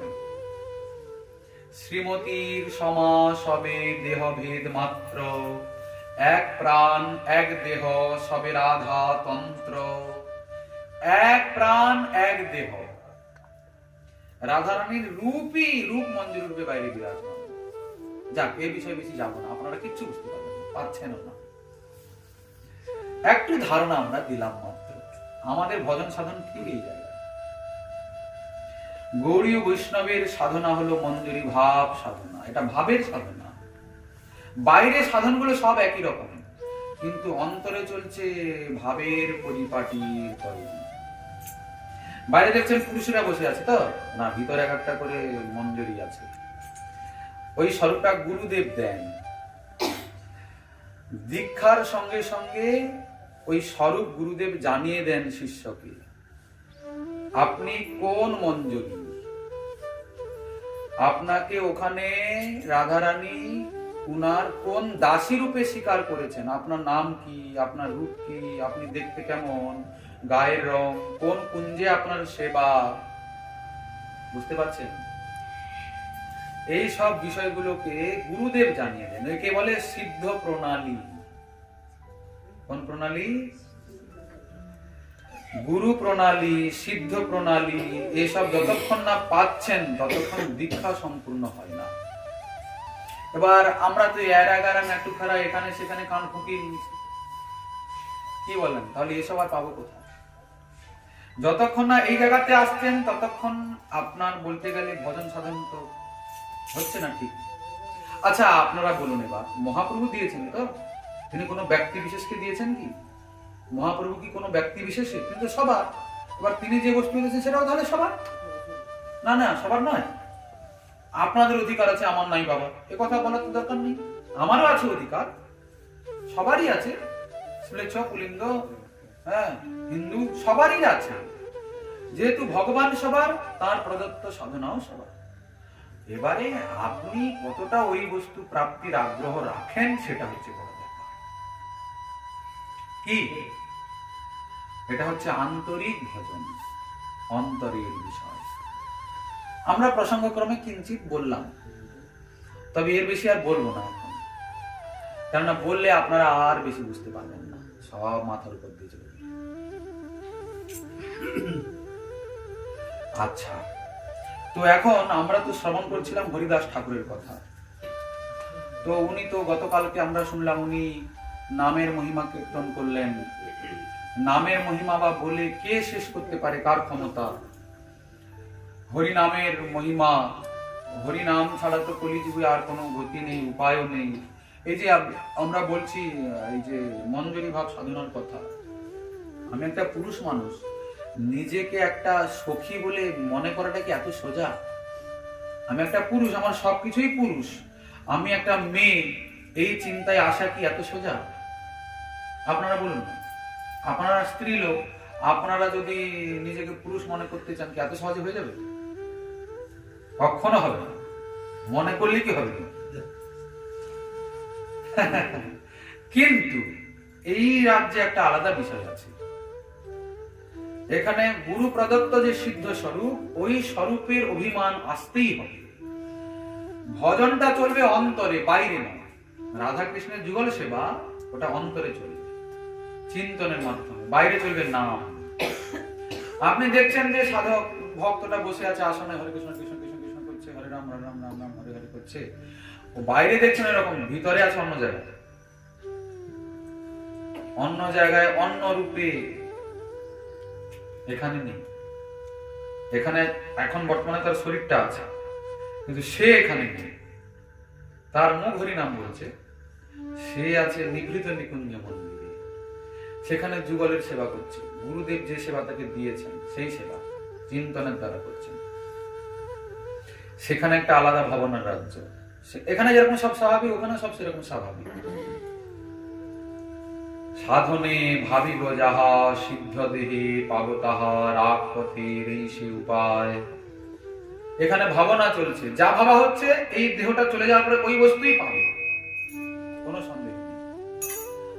এখন সিদ্ধ দেহটা চিন্তনের মধ্যে আছে, তখন সে সিদ্ধ দেহেই একবার রূপান্তরিত হয়ে যাবে, তখন আর এই জড়জাগতিক দেহ তার থাকবে না। তো এই ব্যাপারটা হবে কি করে? শ্রীল সনাতন গোস্বামী পাদ বলছেন, নাম সংকীর্তনং প্রোক্তম কৃষ্ণস্য প্রেম সম্পদি, বলিষ্ঠম সাধনম শ্রেষ্ঠম পরমাকর্ষ মন্ত্রবৎ। একমাত্র নাম সংকীর্তন, নামের থেকে আর শ্রেষ্ঠ কোনো সাধনা নাই জগতে। কি বুঝেছেন? নাম ছাড়া এই বস্তু প্রাপ্তির কোনোদিন সম্ভব নয়। যত নাম করবেন, যত নাম করবেন, তত অন্তর পবিত্র হবে, অন্তর তৈরি হবে ওই বস্তু চিন্তনে। কেন এখন অন্তর অপবিত্র আছে কিনা? অনন্ত কামনা বাসনা না, এই অনন্ত কামনা বাসনাই অন্তরের অশুদ্ধতা, অপবিত্রতা। নাম করতে করতে, নাম করতে করতে, নামের কৃপায় অপবিত্রতা দূরীভূত হয়ে আস্তে আস্তে ওই গুরু প্রদত্ত সিদ্ধ স্বরূপের অভিমান আসবে। কিসে? কেবলমাত্র নামের দ্বারায়। নামের বহু মহিমা। মোটামুটি এইটুকু মাথায় ঢুকে নিতে হবে যে নাম ছাড়া কোনো উপায় নেই, বাস। এর বেশি বলার তো সময় আমাদের হাতে নেই। নামের মহিমা বিভিন্ন শাস্ত্রে, বিভিন্ন রূপে, বিভিন্ন পক্ষে, বিভিন্ন রূপে বর্ণন আছে। নাম বিনা কলিযুগে আর নাহি ধর্ম, স্বর্গ মন্ত্র সার নাম, এই শাস্ত্র মর্ম। যতই মন্ত্রতন্ত্র আপনি বলুন না কেন, কিন্তু যদি নাম না থাকে, নামের আশ্রয় না নেওয়া যায়, তাহলে কোনো মন্ত্র কাজ করবে না। আর মন্ত্র তো নাম ছাড়া হয়ও না। কি আপনি বলছেন, হে কৃষ্ণ করুণা সিন্ধু দীনবন্ধু জগৎপদে গোপেশ গোপিকা কান্ত রাধা কান্ত নমস্তে বললেন। আচ্ছা, কার মন্ত্র এটা? কৃষ্ণের মন্ত্র তো, প্রণাম মন্ত্র, এটা তো মন্ত্র। তা যার মন্ত্র তার নাম আছে কি না মন্ত্রে? হে কৃষ্ণ। নাম না থাকলে মন্ত্র হবে না। এই যে গায়ত্রী মন্ত্র জপ করতে হয়, সমস্ত দেব দেবতার গায়ত্রী আছে, গুরুদেবের গায়ত্রী আছে, মঞ্জুরি বর্গের, সখী বর্গের সবার গায়ত্রী আছে, গুরুদেবীরও গায়ত্রী আছে, সবার গায়ত্রী আছে, সবার নাম উল্লেখ আছে। না হলে গায়ত্রী মন্ত্র হবে না। গায়ত্রী কাকে বলে? যাকে গান করলে ত্রাণ হয় তাকে বলে গায়ত্রী। গায়ন্তম ত্রায়তে যস্মাৎ, তাকে উচ্চারণ করলে ত্রাণ হয়, এই জন্য তাকে গায়ত্রী বলে। এই জন্য যারা যজ্ঞোপবীত যাদের সংস্কার হয়েছে তাদের ত্রিসন্ধ্যা গায়ত্রী জপ করতে হয়, ব্রহ্ম গায়ত্রী। এখন তো অন্য নিয়ম, পৈতে খুলে রেখে দিতে হয়, তারপরে মাংস টাংস খেয়ে আবার পৈতে করে নেয়, এরকমও দেখেছি আছে। তুলসীর মালা যেরকম প্যাঁচ দেওয়া থাকে, একটা খুলে পেরেকে ঝুলে দিল, ওসব খেয়ে টেয়ে নিয়ে এই কি বলে ওটাকে, অনেকে বলে হ্যান ত্যান খেলো, দিয়ে আবার মুখ হাত পা ধুয়ে নিয়ে আবার মালাটা পরে নিল। সেই পৈতেও সেরকমই করে, যাদের একটু শ্রদ্ধা টদ্ধা আছে তারা করে, খুলে রেখে দেয় আবার করে নেয়। আর যারা একদম গেছে চুলোয় তারা তো খোলেও না, ওতেই খেয়ে ফেলেছে। যাক ভালো করুক, তাতে আমাদের কিছু যায় আসে না। তো তাদেরকে কিন্তু প্রতিদিন ত্রিসন্ধ্যা গায়ত্রী জপ করতে হয়। যদি ত্রিসন্ধ্যা না পারে কমসে কম 2 সন্ধ্যা, 2 সন্ধ্যা না পারে তো কমসে কম 1 সন্ধ্যা। একবারও যদি না করে তাহলে তার সেই ব্রাহ্মণ তো নয়, দ্বিজত্ব নাশ হয়ে যায়। সে যে দ্বিজ হয়েছিল এটাও সংস্কার হওয়ার পরে ওটার থাকে না, ও শূদ্রে পরিণত হয়ে যায় যদি প্রতিদিন একবারও মন্ত্র জপ না করে। এটা তো হলো ওদের ক্ষেত্রে। এবং যারা মন্ত্র দীক্ষা পেয়েছে, দীক্ষিতের ক্ষেত্রেও একই নিয়ম। গুরু প্রদত্ত মন্ত্রের প্রতিদিন ত্রিসন্ধ্যা জপ করার প্রয়োজন, উচিত, কর্তব্য। যদি ত্রিসন্ধ্যা না পারে তাহলে একবার করবে, তবে করতেই হবে। যে গুরুদেব যে সব মন্ত্র গায়ত্রী দিয়েছেন সেই সব। নাম দীক্ষা, হরিনাম দীক্ষা, 2 রকমের দীক্ষা হয় আমাদের সম্প্রদায়ে। একবার কোথায় গিয়ে কান ফুকিয়ে এনেছি, দীক্ষা হয়ে গেছে, হাতের জল শুদ্ধ গেছে, ও ভাববেন না। আগে হবে হরিনাম দীক্ষা। দীর্ঘদিন এখন নাম করুন। গুরুদেব সহজে মন্ত্র দেন না, কারণ মন্ত্র দিলে রক্ষা করতে পারবেন তো, জপ করতে পারবেন তো, মন্ত্রের সঙ্গে সঙ্গে সিদ্ধ প্রণালী এসে যাবে। তখন আসনে বসে ঘন্টার পর ঘন্টা অষ্টকাল সেবা চিন্তন করতে হয়। অষ্টকাল মানে বুঝেন, 24 ঘন্টা। ওখানে কোথায় কখন কি লীলা হচ্ছে, কেন মঞ্জুরি মানে তো বললাম, যিনি রাধারানীর সঙ্গে ছায়ার মতো সঙ্গে থাকেন, আপনাকেও থাকতে হবে তাহলে। আর এখানে আপনি থাকবেন কখন, ওখানে থাকবেন কখন? আসনে বসে মুখে নাম চলছে, সে চিন্তনে আছে সারাটা দিন, 24 ঘন্টা আসনের ভজন। আসন থেকে উঠে পড়লে আর ভজন শেষ। কঠিন বিষয়। এবার মন্ত্র গুরুদেব দিয়েছেন, তো মন্ত্র তো জপ করতে হবে, না হলে মন্ত্র সিদ্ধি তো হবে না। কি মন্ত্র যদি সিদ্ধি না হলো তাহলে দীক্ষা পেয়ে কি লাভ হলো? আহা, গুরুকরণ করেছেন তো কিছু পাওয়ার জন্য নাকি, না খামোখা মিছিমিছি টাইম পাস কেন করেন? মন্ত্র জপ করতে হবে। আমাদের মন্ত্র জপ করতে 1 ঘন্টা সময় লাগে। মন্ত্র জপ করার আগে জল খাওয়াও নিষেধ। আমাদেরকে রাত্রি 2টো, 2:30টায়, 3টেয় জাগতে হয় ভক্তদেরকে। না হলে কমসে কম রাত 4টায়, ভোর 4টায় তো জেগে পড়তেই হবে, না হলে কোনো ভজন করতে পারবেন না। ব্রহ্ম মুহূর্তে না জাগলে আধ্যাত্মিকতায় প্রবেশ করা যাবে না।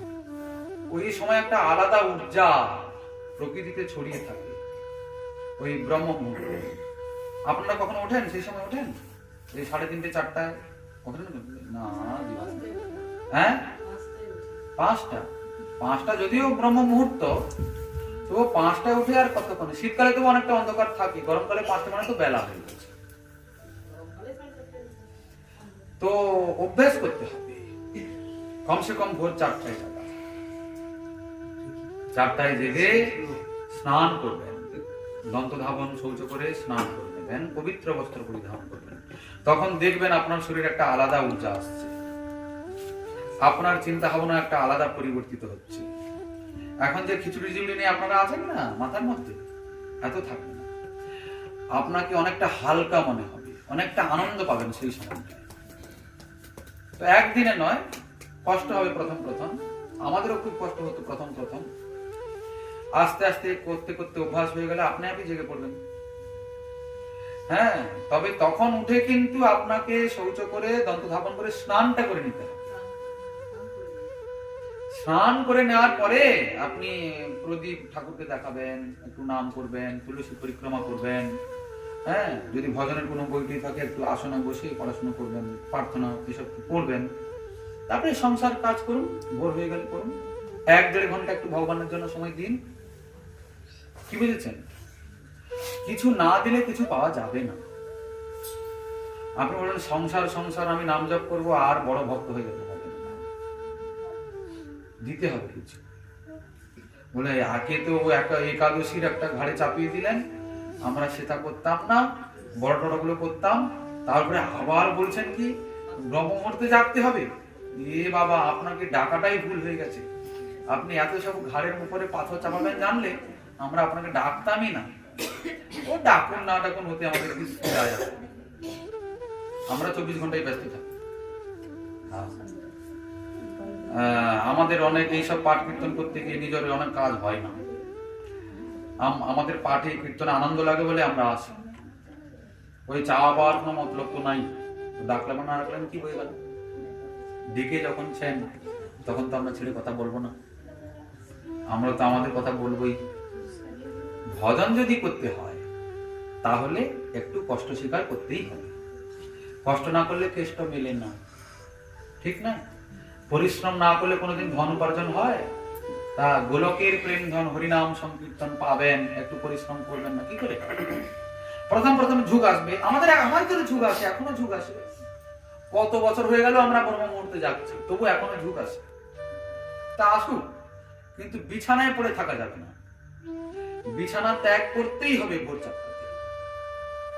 কোনোদিন বিশেষ পরিশ্রম হয়েছে তো আধা 1 ঘন্টা দেরি হয়ে গেছে, আলাদা কথা। তবে সূর্য উদয়ের পূর্বে জেগে যেতেই হবে।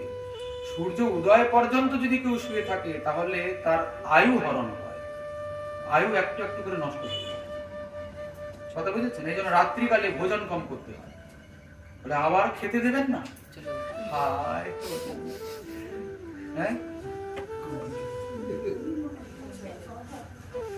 একাদশী করতে হবে, রাত্রে জাগতে হবে, কম খেতে হবে। শেষকালে তো মারা পড়বো রে বাবা। ভজন তো হলো না, শেষকালে অকালে প্রাণটাই যাবে। আরে বাবা, প্রাণ তো এমনিতেও যাবে একদিন না একদিন। কিছু না কিছু সাধন করে যদি প্রাণ যায় তা তো আপনার মানব জন্মটা সার্থকই হলো। কি বলেন? এখন জীবনে যদি 5টা দিনও সময় আছে, 5 দিনের মধ্যে 2 দিনও যদি সাধন করেন, এই ধরুন এই 7 দিন আপনারা 2 ঘন্টা করে এসে বসছেন, এই 2 ঘন্টা এই 2 ঘন্টা খাতায় লেখা হচ্ছে। বাকি কিন্তু সারাদিন আপনারা অনেক কর্ম করেছেন, এখানে আসার আগে এখানে যাওয়ার পরে ওগুলো সব পাপ পুণ্যের খাতায় জমা হবে, যা করেছেন সারাদিন। কিন্তু এই 2 ঘন্টা কোনো পাপ পুণ্যের খাতায় জমা হবে না, এটা পূর্ণরূপেই পরমার্থের খাতায় জমা হয়ে যাবে। এই যে 2 ঘন্টা সময় আপনি দিলেন, এই 2 ঘন্টা সময় আপনি পরে সুদে আসলে ফিরে পাবেন। কি পাবেন? টাকা পয়সা না, ভক্তি প্রাপ্তির পথ খুলে যাবে কোন জন্ম, গোবিন্দের কৃপায়। বুঝেছেন তো? এই স্থানে যে বসে পড়েছেন না, কিছু বুঝুন না বুঝুন ওটা বিষয় নয়, কিন্তু এই যে বসে গেছেন, সময়টা যে দিয়েছেন ওটাই। তাহলে যারা সাধনা করছেন তারা কি পাবে? আর দ্বিতীয় কথা, পাওয়া চাওয়া নিয়ে তো আশা নয়, জীবনের আসল কর্তব্য করা। এসেছিলাম এই জগতে যে কারণে সেটাকে করা। ছোট ছোট ধর্মকে ত্যাগ করে পরম ধর্মে আসতে হবে। পরম ধর্মই হচ্ছে হরিভজন। না হলে পালাবার পথ নাই, জম আছে পিছিয়ে। চেষ্টা করতে হবে যাতে অধর্মগুলোকে ছেড়ে দেওয়া যায়। এই মদ্যপান, এই বিভিন্ন রকমের অসৎ নেশা। এখন মনে করছেন গায়ের জোর আছে, এখন মনে করছেন আমাকে ঘরে গিয়ে নিজে উপার্জন করি, তবে আমি যে পরিশ্রম করি এগুলো একটু না খেলে না তাহলে করা যায় না। আচ্ছা ঠিক আছে, আপনি না পাহাড় ভাঙার পরিশ্রম করেন, তো এই জায়গায় এসে একটু বসুন, কিছু করতে হবে না, বসে কথা বলবেন। কি বলেন? এখানে কি কষ্ট আছে? এই বসে গদির উপরে বসে কথা বলছি, কোনো কষ্ট নেই। আপনি এখানে বসুন, তারপরে একটু আপনি নিজেই বুঝতে পেরে যাবেন আপনার পরিশ্রম আর এখানকার পরিশ্রম কোনটা বেশি। এখানে বসে বক বক করাটা কোনো সহজের কথা নয়, ভয়ঙ্কর পরিশ্রম আছে। হ্যাঁ, যদি কেউ বলে বাবা এত পরিশ্রম আছে, মদ খেয়ে শুয়ে পড়ি, তাহলে কি হবে? তাহলে এই যে বক বক করা হলো 2 ঘন্টা, তার কোনো লাভ থাকলো কি? অর্থকে সৎ পথে উপার্জন করে সৎ পথেই ব্যয় করতে হবে, তবে কি ভজন সাধন তো সবাই করতে পারে না, তবুও জীবন কিঞ্চিত সুখের হবে যদি কেউ সৎ পথে থাকে তবে। হ্যাঁ, এই সব নেশা, অন্য প্রাণীকে কষ্ট দেওয়া, অপরের প্রতি কুনজর, এইসব জীবকে কখনো শান্তি দিতে পারে না। টাকা খুব থাকতে পারে, আপনি বিশাল বড় বাংলোতে থাকতে পারেন, বড় বাড়ি বানাতে পারেন, বড় সিংহাসন, বড় পালঙ্ক বানাতে পারেন, কিন্তু ওই পালঙ্কে ঘুম ধরবে কিনা সেটার বিষয় সন্দেহ আছে। কি আপনি টাকা দিয়ে সোনার পালঙ্ক কিনলেন, ঘুম কিনতে পারবেন কি? তাহলে অতএব চেষ্টা করতে হবে যত তাড়াতাড়ি সম্ভব এই অসৎ গুলোকে জীবনের থেকে সরিয়ে দেওয়ার। আমি তো ওর একটা বশীভূত হয়ে পড়েছি না, আমি না খেলে থাকতে পারি না। লোকে বলে সারাদিনে আমাকে চায়ের মতো একটু চমক দিতেই হয়। তাহলে আপনি কিসের মানুষ?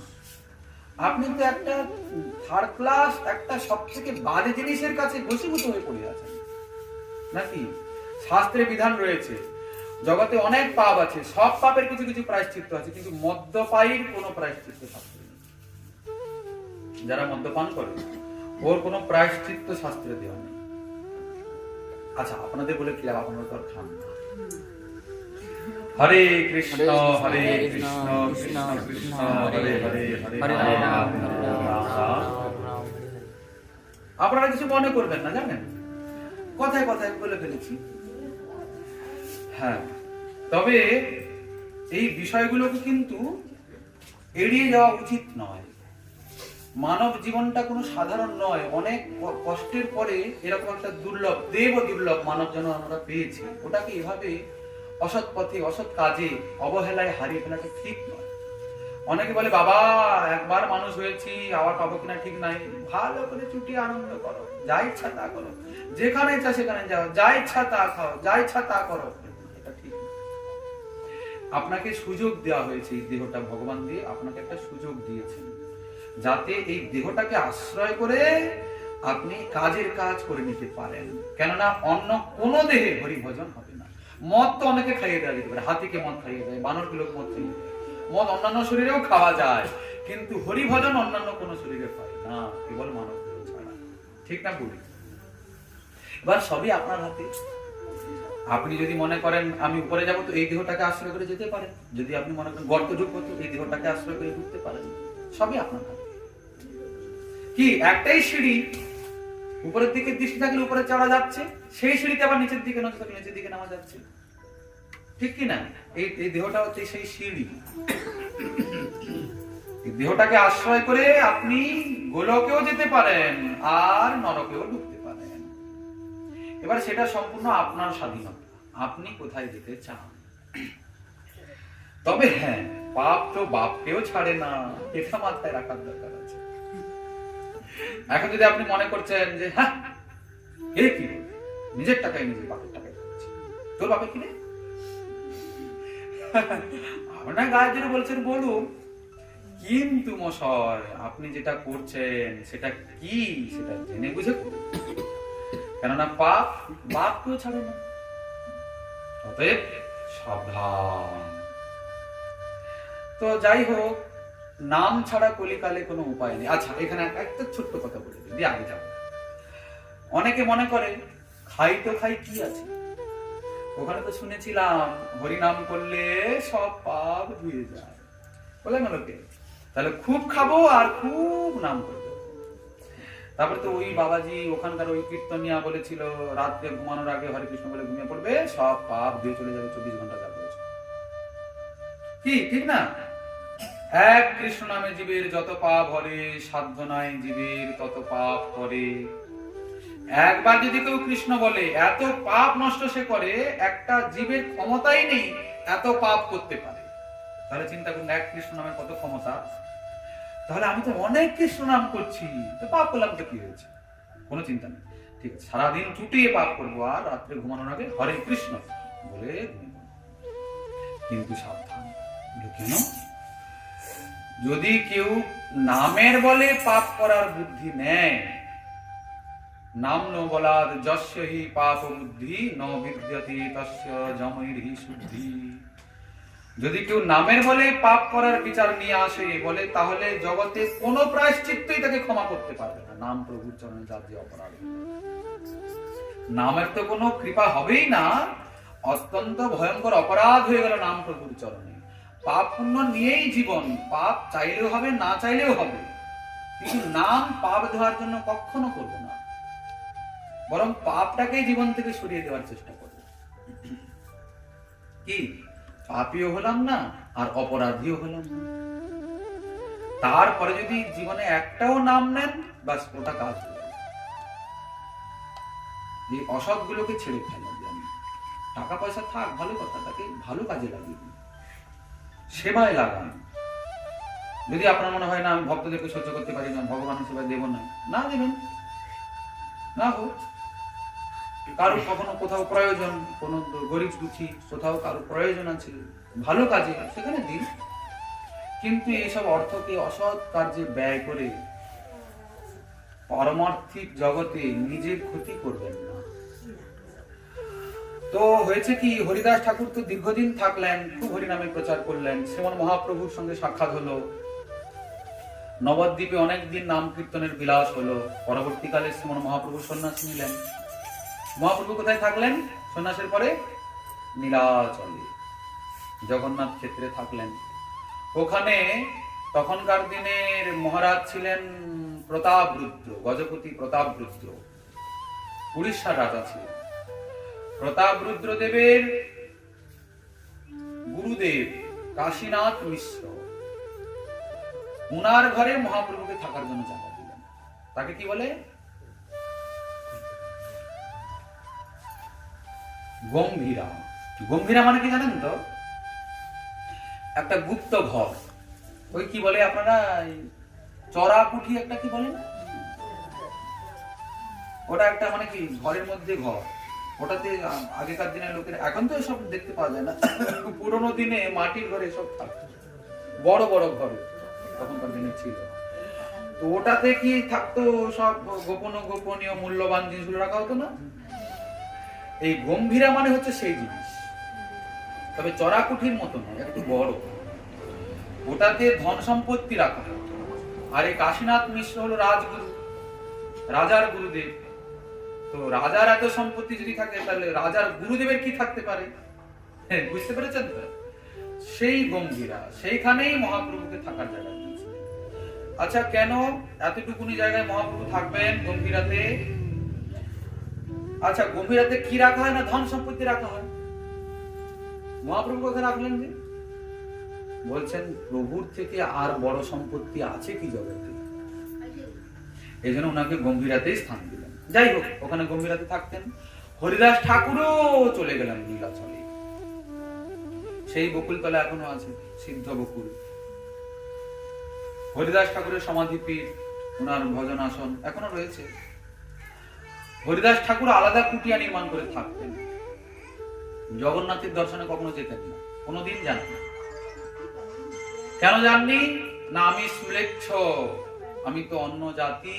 আমি জগন্নাথের দর্শনে গেলে সেইখানে জগন্নাথের সেবকের অঙ্গে আমার অঙ্গ স্পর্শ হয়ে যাবে, আমার অপরাধ হবে, ওরা পবিত্র হয়ে যাবে আমার স্পর্শে। কতটা দৈন্যতা!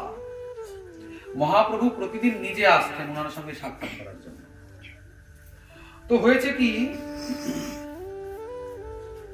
মহাপ্রভু প্রসাদ পাওয়ার পরে তার যে উচ্ছিষ্ট থাকে শেষ পাত্র, মহাপ্রভুর সেবক গোবিন্দ দাস হরিদাস ঠাকুরের জন্য প্রতিদিনে নিয়ে আসেন, ওইটাই হরিদাস ঠাকুর পান। তো আজকে হয়েছে কি, হরিদাস ঠাকুরের জন্য প্রসাদ নিয়ে এসেছেন গোবিন্দ। একদিন গোবিন্দ মহাপ্রসাদ লইয়া হরিদাসে দিতে আইলা মহানন্দ হইয়া। মহাপ্রভুর মহাপ্রসাদ নিয়ে এসেছেন হরিদাসকে দেওয়ার জন্য। দেখেন হরিদাস ঠাকুর করিয়াছেন শয়ন। কি দেখছেন? ঠাকুর শয়ন করে আছেন। মন্দ মন্দ করিতেছেন সংখ্যা সংকীর্তন। 3 লক্ষ নাম জপ করেন না, শুয়ে আছেন আর আস্তে আস্তে করে নাম জপ করছেন। গোবিন্দ কহে উঠি আসি করহ ভোজন। ঠাকুর প্রসাদ পান, উঠে আসুন। হরিদাস কহে আজি করিব লঙ্ঘন, আজকে প্রসাদ পেতে পারবো না। বুঝতে পারছেন ব্যাপারটা? একটা কিছু ঘটনা হয়েছে। সংখ্যা সংকীর্তন নাহি পুরে কেমনে খাইব। দেখুন কেমন ভজনের নিষ্ঠা। যে সংখ্যা নিয়েছি, যে নিয়ম নিয়েছি, ওটা যতক্ষণ না পূর্ণ হচ্ছে ততক্ষণ ভোজন করব না। আর আমাদের ব্যাপারটা অন্য, আমাদের ভজন তোলা থাকে, পেরেকে ঝুলানো থাকে ভজন। আমাদের চলে ভোজন একবারে এতটা পর্যন্ত। আর এতটা খেলে আর কি অবস্থা আপনারা তো জানেন। এই সব হলো, টলমল হলো। তারপরে এখন আবার শীতের দিন দারুণ জমিয়ে 10-12 ঘন্টা আমরা ঘুমিয়ে নিই। এই হয়ে গেল ভজন। কাজের মধ্যে 2, খাই আর শুই। মধ্যে মধ্যে জাগি, ভজন দেখলে ভাবি। বুঝলেন? এখনকার দিনে ভক্তদের, মানে ভক্তদের না, আমাদের এরকম অবস্থা। কিন্তু ঠাকুরের এরকম ব্যাপার নয়। উনি বলছেন যে আমার এখনো সংখ্যা সংকীর্তন সম্পূর্ণ হয়নি, কি করে খাবো? আচ্ছা, মহাপ্রসাদ আমি আছো কেমনে উপেক্ষিব। এদিকে প্রসাদকেও তো ফিরিয়ে দেওয়া যায় না। এত বলি মহাপ্রসাদ করিল বন্দন। বন্দন মানে প্রণাম। প্রসাদকে দণ্ডবোধ প্রণাম করলেন। এক রঞ্চ লইয়া তার করিল ভক্ষণ। অপমানও করা হলো না, খাওয়াও হলো না। একটু তুলসী পত্র, এক দানা অন্ন তুলে নিয়ে দণ্ডবোধ করে মুখে দিলেন। এই প্রসাদ পাওয়া হয়ে গেল। বাহ, এরকম আমরা করতে পারবো না জীবনে। সে উনি করেছেন, ভালো করেছেন, ঠিক আছে। আর একদিন মহাপ্রভু তার ঠাঁই আইলা। গোবিন্দকে সব ঘটনা বললো। প্রভু জানেন তো ঠাকুরের কি হয়েছে, কি জানি, শুয়ে আছেন, প্রসাদও পেলেন না। প্রভু শুনতে পেয়ে এসে গেছেন। সুস্থ হও হরিদাস, তাহারে পুছিলা। হরিদাস কেমন আছো? সুস্থ আছো কি? নমস্কার করিতিহ কইল নিবেদন। প্রভু, সুস্থ হয় শরীর, অসুস্থ বুদ্ধি মন। শরীর সুস্থ আছে প্রভু, কিন্তু মন বুদ্ধি অসুস্থ হয়ে পড়েছে। বলে কেন? প্রভু কহে কোন ব্যাধি? কহত নির্ণয়। কি হয়েছে বলো দেখি সমস্যাটা। হরিদাস কহেন সংখ্যা সংকীর্তন পূর্ণ নাহি হয়। এখন না আমার সংখ্যা সংকীর্তন প্রতিদিন পূর্ণ হচ্ছে না প্রভু। তখন প্রভু কি বলছেন? প্রভু কহে বৃদ্ধ হইলা, এবে সংখ্যা অল্প করো। যেদিন তুমি যুবক ছিলে, শরীরে বল ছিল, 3 লক্ষ করেছো, এখন তো বুড়ো হয়েছো, এখন অল্প অল্প করে নাম করো। কি আছে? সিদ্ধ দেহ তুমি, সাধনায় আগ্রহ কেন ধরো? তুমি তো সিদ্ধ, নাম সিদ্ধ, তুমি সাধনায় এত আগ্রহ কেন করছো? তুমি কম করো, কম করো, কোনো অসুবিধা নেই। লোক নিস্তারিতে তোমার অবতার। তুমি হরিনামের প্রচার করার জন্য এসেছিলে, জীবের উদ্ধার করার জন্য এসেছিলে, তা করিলে তো। ঠাকুরকে, হরিদাস ঠাকুরকে মহাপ্রভু বলছেন, নামের মহিমা লোকে করিলা প্রচার। তুমি যে নামের মহিমা বর্ণনা করেছো এমন কেউই করেনি। এবে অল্প সংখ্যা করি করো সংকীর্তন, এবে অল্প অল্প করে করো, কোনো অসুবিধা নেই। হরিদাস কহে শুনো প্রভু মোর সত্য নিবেদন। প্রভু আমি তোমাকে একটা আমার সত্য কথা বলছি, তুমি তোমার কথা বলে ঠিক আছে। হীন জাতিতে জন্ম মোর, নিন্দ কলেবর। আমার হীন জাতিতে জন্ম হয়েছে, আমার শরীরটা নিন্দার যোগ্য। এই শরীর দিয়ে কোনো ভালো কাজ তো আমি করলাম না। হীন কর্মে রতমুই অধম পামন। দেখুন ঠাকুর হরিদাস নামাচার্য কি কথা বলছেন। আমি হীন, আমি দীন, আমি পামর, আমি মহাপাপী। অস্পৃশ্য অদৃশ্য মোরে অঙ্গীকার কইলা, রৌরভ হইতে কারি বৈকুণ্ঠে চড়াইলা। তুমি তো করুণার সিন্ধু, আমি কোথায় অস্পৃশ্য অদৃষ্ট, আমাকে রৌরব নরক থেকে তুলে এনে তুমি বৈকুণ্ঠে পাঠালে। তুমি ধন্য প্রভু, স্বতন্ত্র ঈশ্বর তুমি, হও ইচ্ছাময়। জগৎ না চাহ জইছে যার ইচ্ছা হয়, অনেক না চাইলে মোরে করিয়া প্রসাদ। আমাকেও কম না চাওনি, আমাকে অনেক না চাইলে প্রভু। বিপ্রের সাধ্য পাত্র খাইলু স্ম্লেচ্ছ হইয়া। আমাদের অদ্বৈত আচার্য প্রভুর যখন পিতা মারা গেছিলেন, তখন ওই মারা গেলে কি ব্রাহ্মণ বৈষ্ণবকে ভোজন করাতে হয় না? অদ্বৈত প্রভু সব ব্রাহ্মণকে বাদ দিয়ে ইনাকে খাইয়েছিলেন, হরিদাস ঠাকুরকে। বলেছেন ইনাকে খাওয়ালেই আমার পিতার আত্মা বরং মঙ্গল হবে, আমি যথার্থ যোগ্য, বাকিরা সব অযোগ্য, কারোর কোনো নিয়ম নেই, ব্রাহ্মণত্ব নেই, কোনো সদাচার নেই। এই নিয়ে আমার অনেক ঘটনা আছে।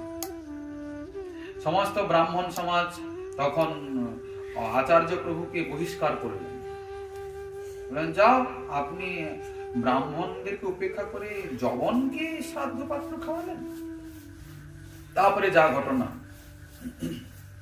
প্রভু তোমার ইচ্ছাতেই সব হয়েছে। এক বাঞ্ছা হয় মোর বহুদিন হইতে। এখন হরিদাস ঠাকুর নিজের আসল কথা বলছেন, প্রভু অনেকদিন থেকে আমার একটা মনে বাঞ্ছা আছে, লীলা সম্বরিবে তুমি এই লয় চিত্তে। আমার মনে হচ্ছে তুমি আর এই জগতে থাকবে না, তুমি বোধহয় নিত্য লীলায় চলে যাবে। মহাপ্রভুকে হরিদাস ঠাকুর বলছেন, মানে প্রভুরও 48 বছর বয়স পর্যন্ত মহাপ্রভু ছিলেন, শেষের সময় কথাই বলা হচ্ছে। সেই লীলা প্রভু মোরে কভু না দেখাইবা। প্রভু আপনি এই কৃপা করুন, আপনার সেই লীলা যেন আমি না দেখি। আপনার আগে মোর শরীর পারিবা, আপনি থাকতে থাকতে আপনার সামনে যেন আমি চলে যাই, এই কৃপা করুন। হৃদয়ে ধরিমু তোমার কমল চরণ, নয়নে দেখিব তোমার চাঁদ বদন। আমি এভাবে যেন চলে যেতে পারি, হৃদয়ে তোমার যুগল চরণকে জড়িয়ে ধরবো, আর নয়নে তোমার ওই চন্দ্র বদনকে হেরব। জিভায় উচ্চারিব তোমার কৃষ্ণ চৈতন্য নাম, এই মতো মোর ইচ্ছা ছাড়িমু পরাণ। প্রভু এইভাবে আমি প্রাণ ত্যাগ করতে চাই, তুমি কৃপা করো। মোর এই ইচ্ছা যদি তোমার কৃপা হয়, এটা তো আমার ইচ্ছা, এবার তুমি যদি কৃপা করে আমার ইচ্ছা পূরণ করো। এই নিবেদন মোর কর দয়াময়, এই নিজ দেহ মোর পড়ে তোমার আগে। আমার এই নিজ দেহ যদি তোমার চরণের নিচে পড়ে যায়, এই বাঞ্ছা সিদ্ধি মোর তোমাতেই লাগে। ব্যাস এইটুকুনি কৃপা। প্রভু কহে হরিদাস তুমি যা মাগিবে কৃষ্ণ কৃপালু তাহা অবশ্য করিবে। এই দেখুন, নিজের কোনো কৃতিত্ব মহাপ্রভু দিচ্ছেন না, বলছেন কৃষ্ণ কৃপা করবে। আচ্ছা, হরিদাস কি কৃষ্ণের কাছে চাইছেন? চাইছেন তো মহাপ্রভুর কাছে। বলছেন আমি জিহ্বায় কৃষ্ণ চৈতন্য নাম উচ্চারণ যেন করতে পারি। প্রভু বলছেন হরিদাস তুমি তো সিদ্ধ, তুমি যা চাইবে কৃষ্ণ অবশ্যই পূরণ করবেন। কিন্তু কিন্তু আমার যে কিছু সুখ সব তোমার লইয়া, আমার তো তুমি ছাড়া কেউ নেই, তুমি না থাকলে এত নামের প্রচার কে করত? লোকে বলে আমি এসেছি নামের নাম দিতে, প্রেম দিতে, কিন্তু আমি তো কোথায় দিলাম? আমি তো গম্ভীরার ভিতরে পড়ে থাকি, আমি তো নিজের কাজে ব্যস্ত থাকি। তুমি তো নামাচার্য, তুমি তো নাম প্রচার করলে, এখন আমার সব কাজ তো তোমাকে নিয়ে, তুমি চলে যাবে, তাহলে আমি কি করে একা থাকবো?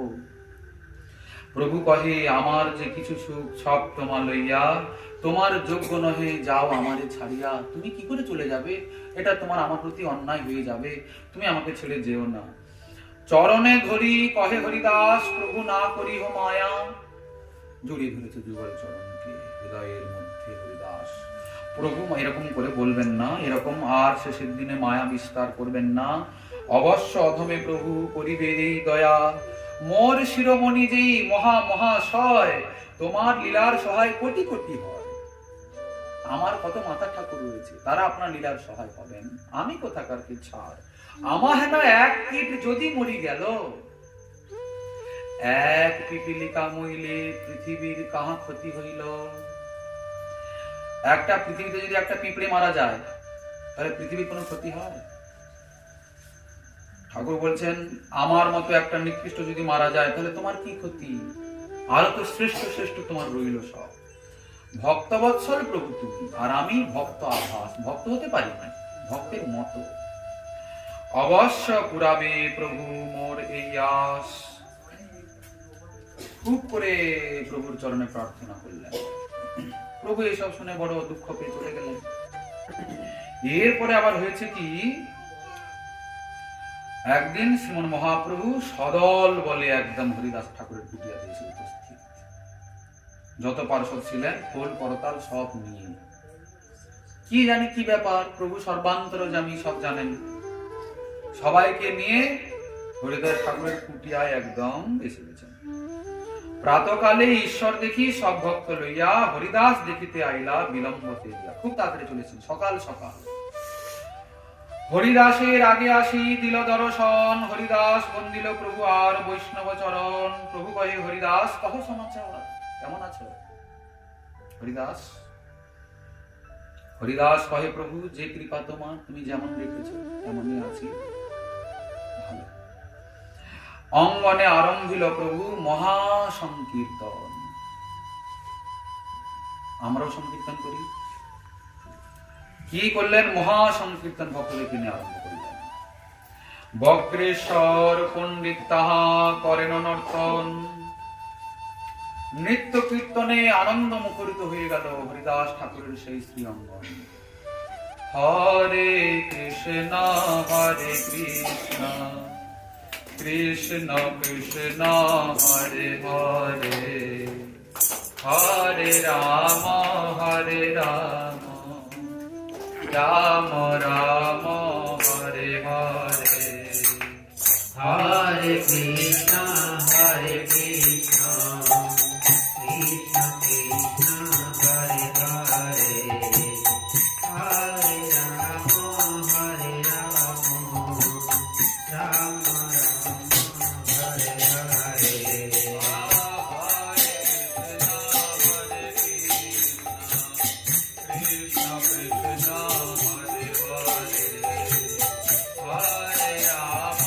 হরে হরে।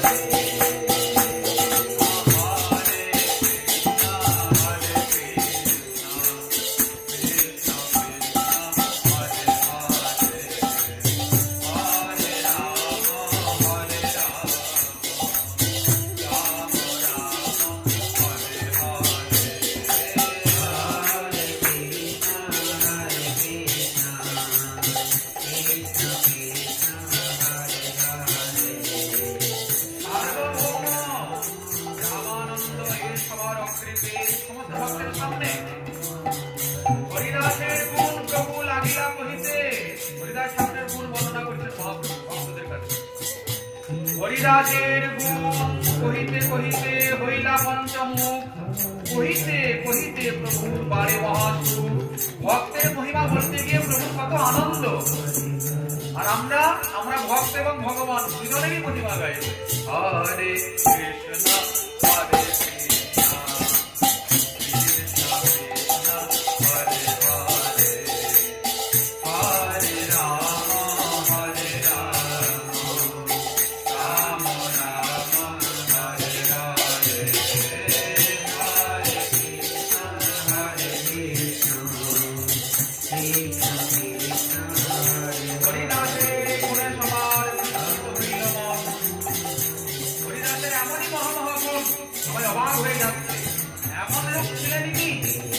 আজকে কি অবস্থা, এনাকে আমাদেরকে হারাতে হবে? সবাই অন্তরে ব্যথা পাচ্ছে।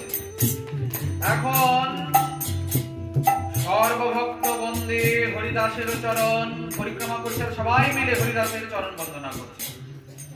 হরিদাস নিজাকৃতে প্রভুরে বসাইল, প্রভু আর আপনি ভাবে আমাকে বঞ্চনা করবেন না, আসুন।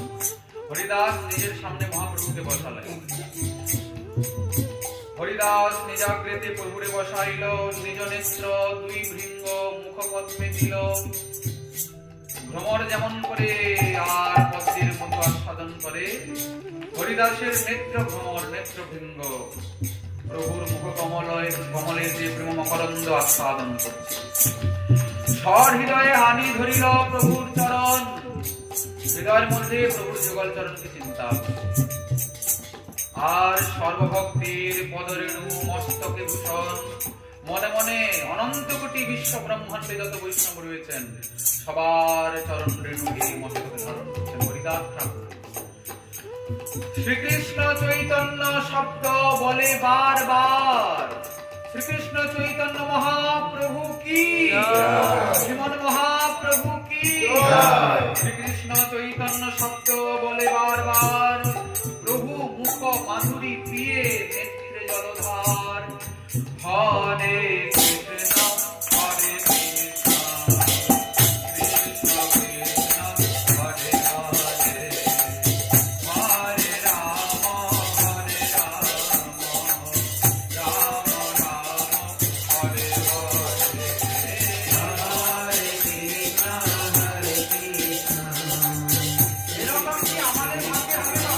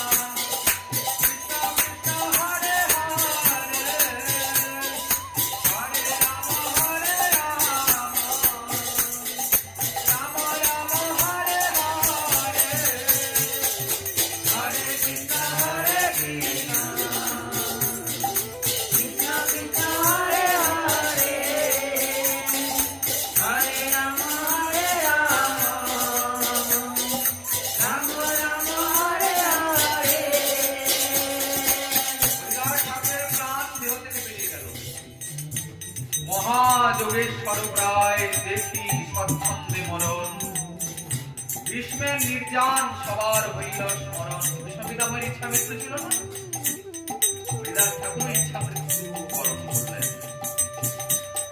আর হরি কৃষ্ণ শব্দে সবে করে কোলাহল, হরে কৃষ্ণ হরে হরে কৃষ্ণ হরে কৃষ্ণ কৃষ্ণ কৃষ্ণ হরে হরে হরে হরে হরে রাম হরে রাম হরে রাম হরে রাম রাম রাম রাম রাম হরে হরে হরে হরে। প্রেমানন্দে মহাপ্রভু হইলা বিহ্বল, প্রভু প্রেমানন্দে পাগল হয়ে যাচ্ছেন। হরিদাসের তনু কোলে লইল উঠাইয়া অঙ্গনে নাচেন প্রভু প্রেমাবিষ্ট হইয়া।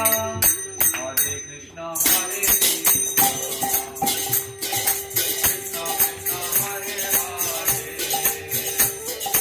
হরে রাম হরে রাম রাম রাম হরে হরে।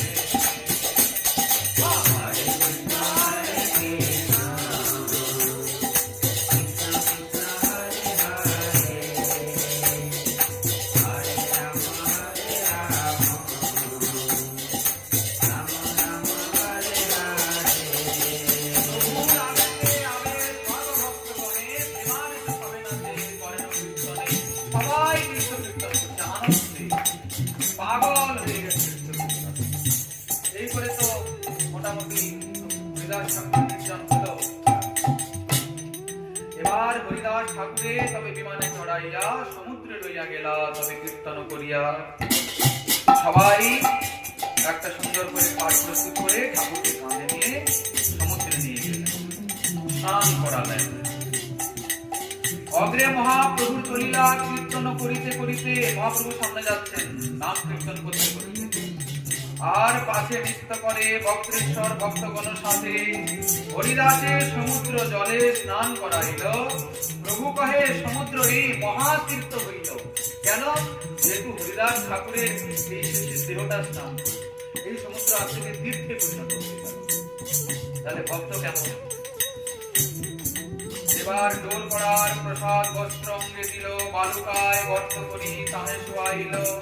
হরিদাসের পাদদক দিয়ে ভক্তগণ হরিদাসের অঙ্গে দিল প্রসাদ চন্দন, সর্বঙ্গে হরিদাসের মাল্য চন্দনে চর্চিত করলেন ভক্তগণ।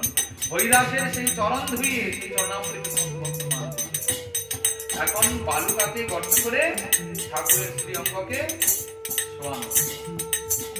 চারিদিকে ভক্তগণ করেন কীর্তন, হরে কৃষ্ণ হরে কৃষ্ণ কৃষ্ণ কৃষ্ণ হরে হরে, হরে রাম হরে রাম রাম রাম হরে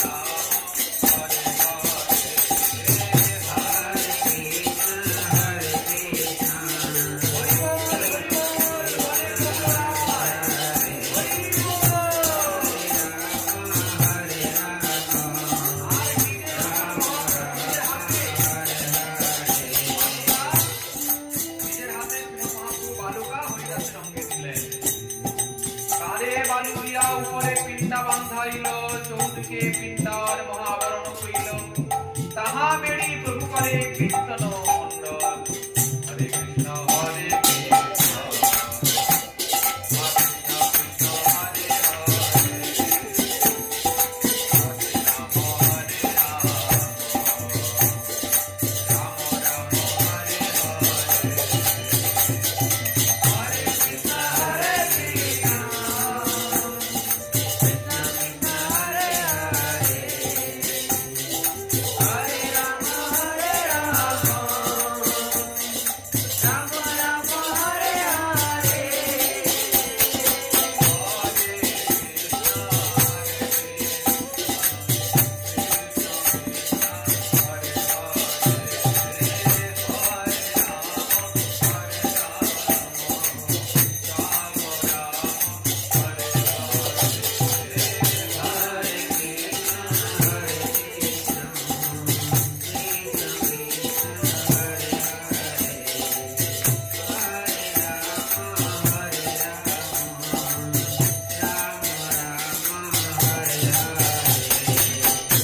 এবার প্রভু নিজে দীক্ষা করতে নিয়েছেন হরিদাস ঠাকুরের মহোৎসব করার জন্য।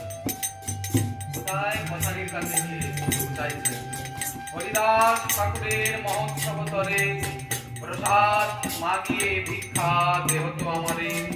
প্রভু তার ভক্তের জন্য কত উৎকণ্ঠা, কত ব্যাকুলতা। ভক্তের শেষ তৃপ্ত। মহাপ্রভুর অনেক পার্শ্বদ ছিলেন, এমন ভাগ্য কারো হয়নি। শেষ তৃপ্ত স্বয়ং ভগবান শ্রীমন মহাপ্রভু নিজের হাতে করছেন। হরিদাস ঠাকুর নিজের হাতে মাটি দিলেন, সমাধিস্থ করলেন, ওখানে সমাধি বানালেন, চারদিকে পরিক্রমা করে নাম সংকীর্তন করছেন। প্রভুর আজকে কি আনন্দ, অন্তরে দুঃখও আছে। প্রসাদ ভিক্ষা করে সমস্ত ভক্তকে প্রভু নিজ হাতে প্রসাদ পরিবেশন করে পাওয়াচ্ছেন, অনন্ত আনন্দ। তারপরে প্রভু এখন হরিদাসের মহিমা আবার কীর্তন করছেন। অচিরে হইবে সবার কৃষ্ণ প্রেম প্রাপ্তি, হরিদাস দর্শনে হইতে হয় শক্তি। যেই তারে বালুকা দিতে করিল গমন। হরিদাস ঠাকুরের সেই শোভাযাত্রায় যারা যারা সঙ্গে গেছেন, যারা যারা হরিদাস ঠাকুরের সমাধিতে বালি দিয়েছেন, প্রভু বলছেন তার মহোৎসবে যেবা করিল ভোজন, এদের তাড়াতাড়ি কৃষ্ণ প্রাপ্তি হবে। কৃপা করি কৃষ্ণ মোরে দিয়াছিল সঙ্গ, স্বতন্ত্র কৃষ্ণ নিষ্ঠা করিল সঙ্গ ভঙ্গ। যদি কৃষ্ণের কৃপা না হয়, এমন ভক্ত সঙ্গ কি আর সহজে মেলে? প্রভু বলছেন কৃষ্ণ কৃপালু, আমাকে কৃপা করে হরিদাসের মতো ভক্তের সঙ্গ দিয়েছিলেন, কিন্তু এখন প্রভু নিজের ইচ্ছায় সেই সঙ্গকে ছেড়ে দিলেন, সঙ্গ ভঙ্গ হয়ে গেল।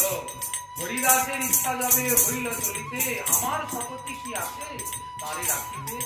সে তো সিদ্ধ, নাম সিদ্ধ, কৃষ্ণ কৃপা তার উপরে রয়েছে, নিজের ইচ্ছায় তিনি চলে গেলেন, আমার বা কি ক্ষমতা তাকে রাখবো।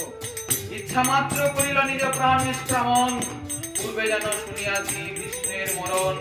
হরিদাস আছিলা পৃথিবীর শিরোমণি, তাহা বিনা রত্ন শূন্য হইলা মেদিনী। আজকে পৃথিবী একটা রত্ন শূন্য হয়ে গেল। মহাপ্রভু বারবার আফসোস করছেন, জয় হরিদাস বলি কর জয় ধ্বনি। হরিদাস ঠাকুর কি জয়, হরিদাস ঠাকুর কি জয়, হরিদাস ঠাকুর কি জয়।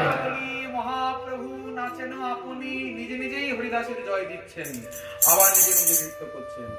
এই করে সবে গায় জয় জয় জয় হরিদাস, নামের মহিমা যেহ করিলা প্রকাশ।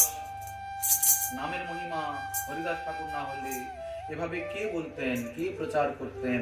পশু পক্ষীও কি করে উদ্ধার পাবে, জবনেরাও কি করে উদ্ধার পাবে, স্থাবর জঙ্গমও কিভাবে নামের করুণায় পরম গতিকে প্রাপ্ত হবে? শ্রীমন মহাপ্রভুর এমতো পার্শ্বদ যদি না আসতেন, কে জানিয়ে দিতেন আমাদেরকে? উনাদের শ্রীচরণে আমরা কি বা শ্রদ্ধা পুষ্পাঞ্জলি দেব? এই নামটুকু মাত্রই সার।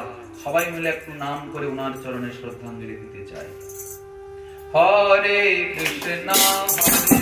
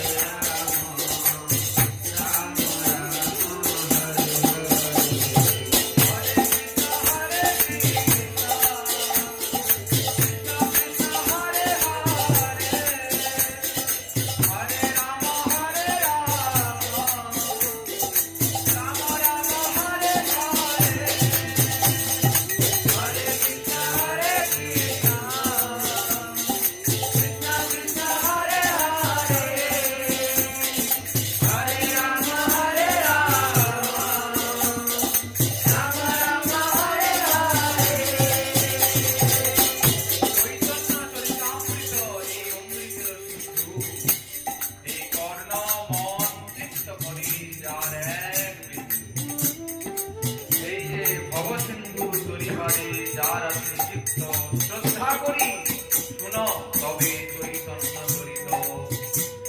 গৌর নিত্যানন্দের মহামহিমার কথা, ওনাদের নাম ক্রিয়ার কথা না শুনলে হরিভজনে গতি হবে না। শ্রীমান মহাপ্রভুর চরণে যেন আমাদের গতি হয়ে যায়। হরিদাস ঠাকুরের শ্রী যুগল চরণ কমলে প্রার্থনা। আমরা ওনার কি বা গুণের মহিমা গাইব? আমাদের চামড়ার বদন, ওনারা পরম সিদ্ধ, ওনারা ভগবত পার্ষদ, যেমন মহাপ্রভুর কৃপা আকর্ষণে এসেছিলেন আমাদের মধ্যে দীক্ষিত করার জন্য। আমাদের এই অসৎ বাণীকে, পবিত্র বাণীকে কিঞ্চিৎ মাত্র পবিত্র করার মানুষ, এই কর্ণরন্ধ্রকে একটু পবিত্র করার মানুষ, ওনাদের গুণমহিমার ক্লেশ আমরা বর্ণনে প্রচেষ্ট হলাম মাত্র।